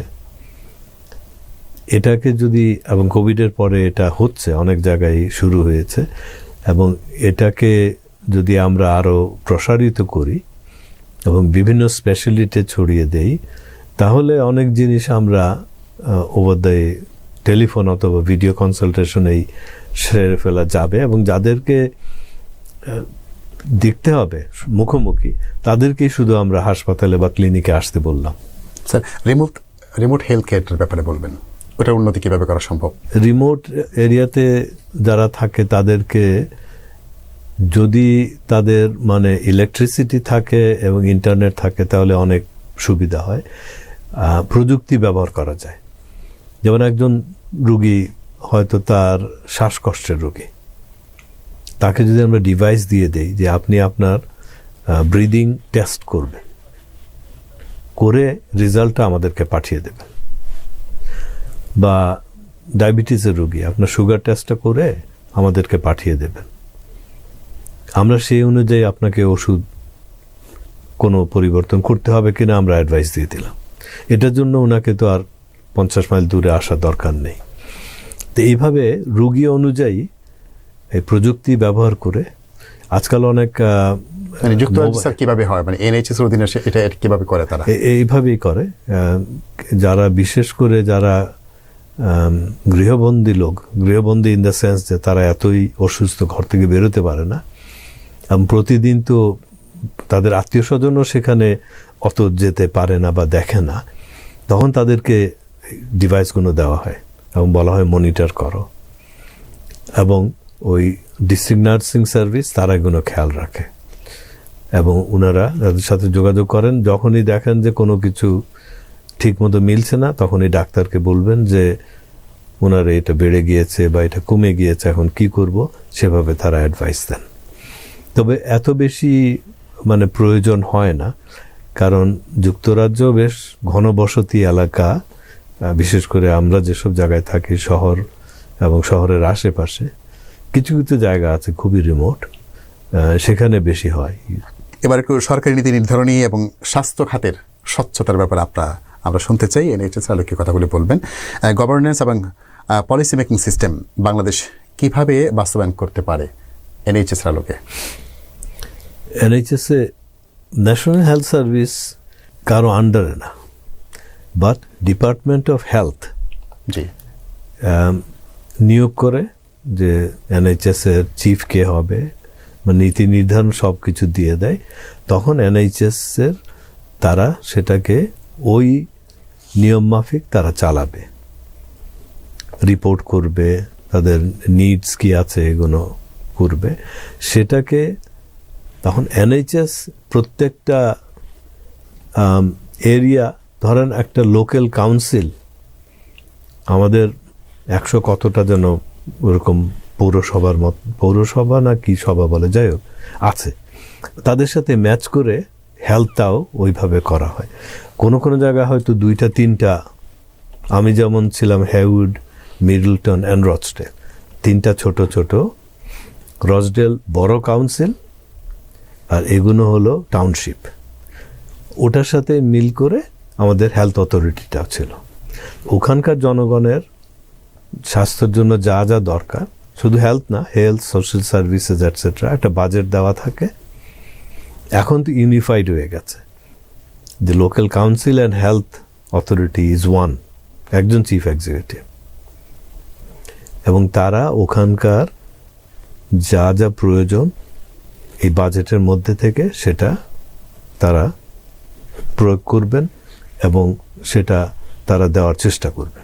আমরা শুনতে চাই এনএইচএস হাসপাতালের ব্যবস্থাপনা তদারকি আসলে কিভাবে কাজ করে, এবং বাংলাদেশে যে অবস্থা, আমাদের যেটা বিদ্যমান যে অবস্থা আছে, এখানে ওটার আলোকে যদি করতে চাই কোনো পরিবর্তন দরকার কিনা বা কি পরিবর্তন করা যেতে পারে? এনএইচএস এ মেজরিটি হাসপাতাল এনএইচএস এর আন্ডারে গাইডলাইনে কাজ করতেছে, তারা ট্রাস্ট করে দিয়েছে, একটা গভর্নিং বডি আছে। কিছু কিছু প্রাইভেট হাসপাতাল আছে, তাদেরও একটা গাইডলাইন করা আছে, সেটা নিয়ম মাফিক তারা কাজ করবে। তারা লোকজনের কাছ থেকে পয়সা নিচ্ছে, চিকিৎসা দিচ্ছে, এবং বেশিরভাগ জায়গায় এনএইচএস এর ডাক্তাররাই প্রাইভেটেও কাজ করছেন, কিন্তু এনএইচএস এর সময় না। এনএইচএস এ দেখা যায় যে স্পেশালিস্টরা সপ্তাহে হয়তো 3 দিন বা 4 দিন কাজ করেন, আর 1 দিন বা 1.5 দিন গিয়ে প্রাইভেট হাসপাতালে কাজ করেন। তো ওইভাবে হাসপাতালগুলো ঠিক সরকারি হাসপাতালও না, independent status, but connected to the NHS, to the government. এবং ওনাদেরকে যে দেওয়া হয়েছে যে আপনাদের এই বাজেট এতগুলো রোগী চিকিৎসা দেবেন, এখন একটা সময় আসলো হয়তো দেখা গেল আপনার যেখানে সাধারণত 100টা হিপ রিপ্লেসমেন্ট অপারেশন করেন, সে বছর 120টা বা 150টা করতে হলো। তখন ভাবতে হবে যে কী ব্যাপার, কেন? দেখা গেল যে এখানে হয়তো একটা এল্ডারলি পিপুলস হোম খুলেছে বা 2টো নতুন হয়েছে, সেখানে অনেক বৃদ্ধ লোকরা আসছেন, তাদের মধ্যে অনেকে পড়ে গিয়েছেন, পা ভেঙেছে ইত্যাদি, সেই জন্য বেড়ে গিয়েছে। তো তখন তারা বাজেটটাও সেইভাবে অ্যাডজাস্ট করবে। So it's very customised to the need of the population. এই এলাকার এই লোকের কি প্রয়োজন, এই জনগোষ্ঠীর কি প্রয়োজন, সেই অনুযায়ী তারা কেটার করার চেষ্টা করে। মাঝে মাঝে পোস্ট কোড লটারি বলে আমাদের একটা কথা আছে, যে ধরেন এখানে এখন এই বৃদ্ধ লোক বেশি, সেজন্য এল্ডারলি কেয়ারটা বেটার দেন দি আদার বড়া, এখানে ইনভেস্টমেন্ট বেশি হয়েছে। তো আপনি যদি লাকি হন এই বরাতে থাকেন, তাহলে আপনি ভালো সুযোগ পাচ্ছেন, ওখানে পাচ্ছেন না, এরকম হতে পারে। মানে এটা বিরাট কোনো ব্যবধানটা অত বিরাট না। ধন্যবাদ স্যার। আমরা একটু শুনতে চাই এনএইচএস এর বড় চ্যালেঞ্জ কি, বাংলাদেশের স্বাস্থ্য খাতের জন্য বড় চ্যালেঞ্জ কি কি দেখেন আপনি? Finance is a big challenge for any health care system, বিশেষ করে পাবলিক হেলথ কেয়ার সিস্টেম। কারণ প্রপারলি সার্ভিস দিতে গেলে আমাদের হয়তো 7-8% খরচ হয়, whereas ইউএসএ আমি যতদূর জানি about 15% of the GDP goes into the healthcare. তো এখানে কিন্তু ইউএসএ মেজরিটি হয়তো প্রাইভেট বা ইন্স্যুরেন্স বেস, আমাদের সেটা না। সেজন্য একটা সমস্যা। গভর্নমেন্ট চেষ্টা করতেছে বেশি ইনভেস্ট দেওয়ার, কিন্তু দে আর স্ট্রাগলিং। আর বাংলাদেশে তো অর্থনীতি খুবই মন্দার মধ্যে যাচ্ছে, সুতরাং পাবলিক এবং আগে যেটা আমরা বলেছি যে প্রাইভেট পার্টনারশিপ ছাড়া শুধু সরকারের পক্ষে হেলথ কেয়ার দেওয়াটা খুবই কষ্টকর, খুবই কঠিন। স্যার এখানে কি মানে ফিনান্সটাকে আপনি বড় করে দেখবেন বাংলাদেশের সংকটগুলোর মধ্যে, নাকি আরো অন্য কিছু আছে? One of the biggest problem. তারপরে তো ধরেন প্রপারলি অর্গানাইজ না, আমাদের কোনো হেলথ পলিসি নাই, আমাদের প্রাইমারি, সেকেন্ডারি, টার্সিয়ারি কেয়ারটাও সেভাবে ভাগ করা না।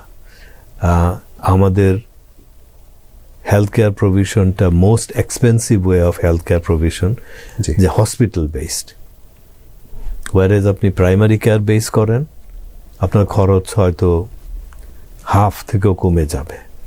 কারণ একটা হাসপাতাল মেনটেন করা, সেই বিল্ডিং মেনটেন করা, তার স্টাফ, তার যে খরচ, প্রাতিষ্ঠানিক খরচই তো অনেক বেশি। জি, যেখানে আপনি ছোট ছোট জিপি সার্জারিজ বা জিপি ক্লিনিকগুলোতে সেই খরচটা নেই। এবং যেহেতু সেখানে পার্সোনালাইজ সার্ভিস দেওয়া হচ্ছে, সেখানে চিকিৎসার মানও উন্নত হবে। সব রোগী তো হাসপাতাল যেতে হচ্ছে না, তারা সেখানে চিকিৎসা পেয়ে যাচ্ছে। তখন হাসপাতালের উপর চাপটা কমলো, এত বেশি হাসপাতালের দরকার নেই। তা আমাদেরকে আগে একটা সিস্টেমে আসতে হবে এবং সিস্টেমটা ইমপ্লিমেন্ট করতে হবে এবং টপ ডাউন না করে বটম আপ করতে হবে। স্বাধীনতার 53-54 বছরেও এই জিনিসগুলো এসে আমাদেরকে নাই শব্দটা বলা, অথবা আমরা স্টার্টও করতে পারলাম না। আসলে শূন্যতা কি, শুরু করার সুযোগটা আসলে কিভাবে, সম্ভাবনা কি দেখেন স্যার? প্রতিদিনই নতুন দিন। কালকে থেকে আমরা শুরু করি। আমরা বলি যে আমরা প্রাথমিক চিকিৎসা, ইউনিভার্সাল হেলথ কেয়ার আমাদের প্রায়োরিটি হবে। আমরা সবার জন্য চিকিৎসা ব্যবস্থা করব। আমরা হেলথ কেয়ার টিম বানাবো, আমরা প্রশিক্ষণ দেব। ভালো নার্সিংয়ের খুবই দরকার। ডাক্তার অনেক হচ্ছেন, কিন্তু ডাক্তারি পাশ করার পরে তাদের ট্রেনিংটার একটা আমরা সিস্টেম করে দিই। সবাই তো অত মেধাবী না যে নিউরোসার্জন হতে পারবে বা টপ লেভেল কার্ডিওলজিস্ট হতে পারবে। জেনারেলিস্টই তো দরকার আছে, তো জিপিরাই তো জেনারেলিস্ট। তো এই ফ্যামিলি মেডিসিনকে আমরা বেস করে চেষ্টা করি যে সবার কাছে আমরা সাশ্রয়ে কিভাবে স্বাস্থ্যসেবা পৌঁছাতে পারি। আমরা যদি এটা আজকে পলিসিটা নেই, কালকে থেকে শুরু করি, সময় লাগবে কিন্তু একদিন হবে। কিন্তু কেউই যদি আমরা এই উদ্যোগটা না নেই এবং সহজভাবে চিন্তা না করি, আমরা শুধু কমপ্লেক্স চিন্তা করি এবং বড় বড় হাসপাতাল বানাবো, বড় বড় চিকিৎসক আসবেন, এই হবে সেই হবে, ওয়ারেজ একটা সাধারণ রোগে একটা লোক মারা যাচ্ছে, ডেঙ্গুতে এত লোক মারা যাচ্ছে, আমরা এটা প্রিভেন্ট করতে পারছি না, আমরা প্রিভেন্টিভ মেডিসিনের দিকে খেয়াল করছি না। মানসিক রোগীরা কি কষ্টে যে আছে এদেশে, সেদিকে আমরা খেয়াল করছি না। বেসিক হিউম্যান রাইটসগুলো আমরা ভায়োলেট করছি। এগুলো যদি আমরা সেইভাবে সরকারে বসে চিন্তা করতাম, জনগণের জন্য চিন্তা করতাম, তাহলে তো হয়ে যেত। যেই কাজটি করা দরকার, আমি যদি কোনো বাধা প্রতিবন্ধকতা না থাকে, তাহলে আজকে এই মুহূর্তেই করতে চাই। আগামীকাল করবো সেটাও বলতে আমি খুব বেশি আমার ভালো লাগে না এই কথাগুলো বলতে। তো আমি আপনার কথার সাথে সম্পূর্ণ একমত হতে চাই। স্যার, এবার একটু শুনতে চাইবো যে এনএইচএস এর বেস্ট প্র্যাকটিসটা বাংলাদেশ আসলে কিভাবে গ্রহণ করতে পারে। আমরা চাই, অনুকরণ করতে চাই, অনুসরণ করতে চাই। এক্ষেত্রে একটু মানে মূল জায়গায় পৌঁছাতে আমাদের বোধহয় সময় লেগে যায়, অথবা আমরা বোধহয় একটু পেঁচিয়ে ফেলে। আপনার মুখ থেকে শুনতে চাই আসলে আমরা কিভাবে বেস্ট প্র্যাকটিসটা গ্রহণ করতে পারি। আমাদের যারা পেশাজীবী, সময় দিতে হবে, রোগীর কথা শুনতে হবে, লিসনিং ডাক্তার হতে হবে। খালি ডাক্তার না, নার্স, যেই প্রফেশনাল, সবাই আমাদের যে ক্লায়েন্ট, যে রোগী আমার সামনে বসে আছে, তার কথাটা শুনতে হবে এবং তাকে তার স্যাটিসফ্যাক্টরি সেবা দিতে হবে। এটা দিয়ে আমরা শুরু করি, আমরা সময়টা দেই। বেশি রুগী দেখার দরকার নাই, যতটা দেখব ভালো করে দেখি। প্রাইমারি সিস্টেমকে, প্রাইমারি হেলথ কেয়ার সিস্টেমকে সাজাই, রেফারেল সিস্টেম এস্টাবলিশ করি। আমরা স্পেশালিস্টরাও বলি আমরা রেফারেল রুগী ছাড়া দেখব না। তাহলে কিন্তু জিনিস বদলানো শুরু করবে। কয়েকজনকে দাঁড়াতে হবে, বলতে হবে আমরা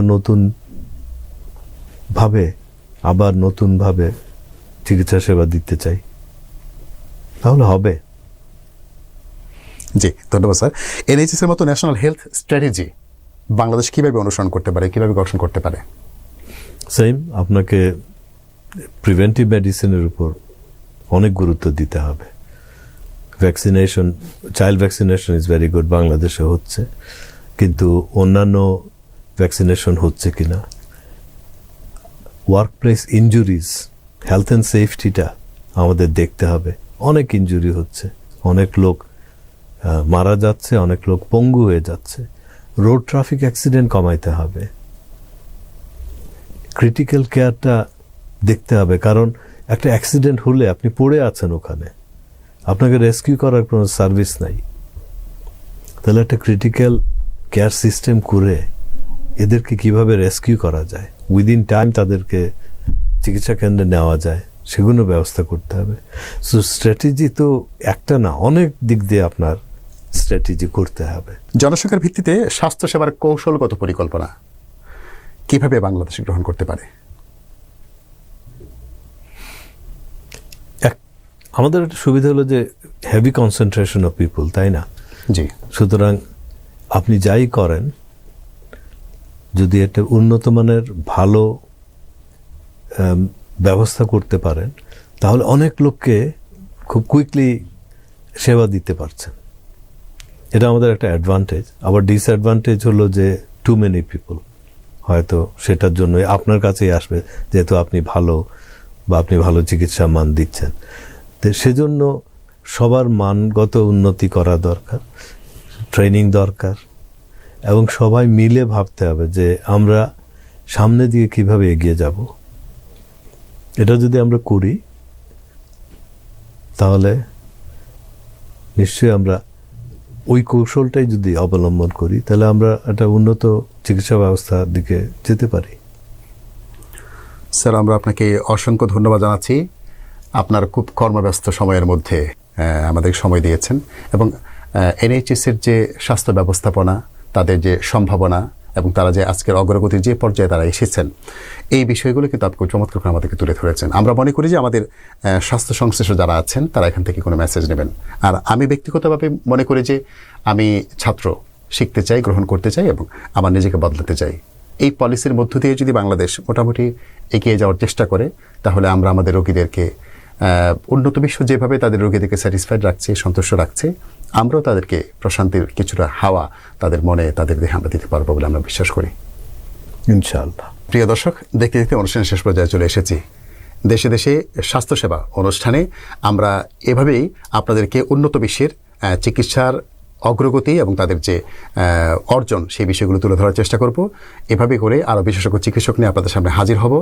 সেই গল্পগুলো দেখার আমন্ত্রণ জানিয়ে আজকের মতো বিদায় চাইছি। আল্লাহ হাফেজ।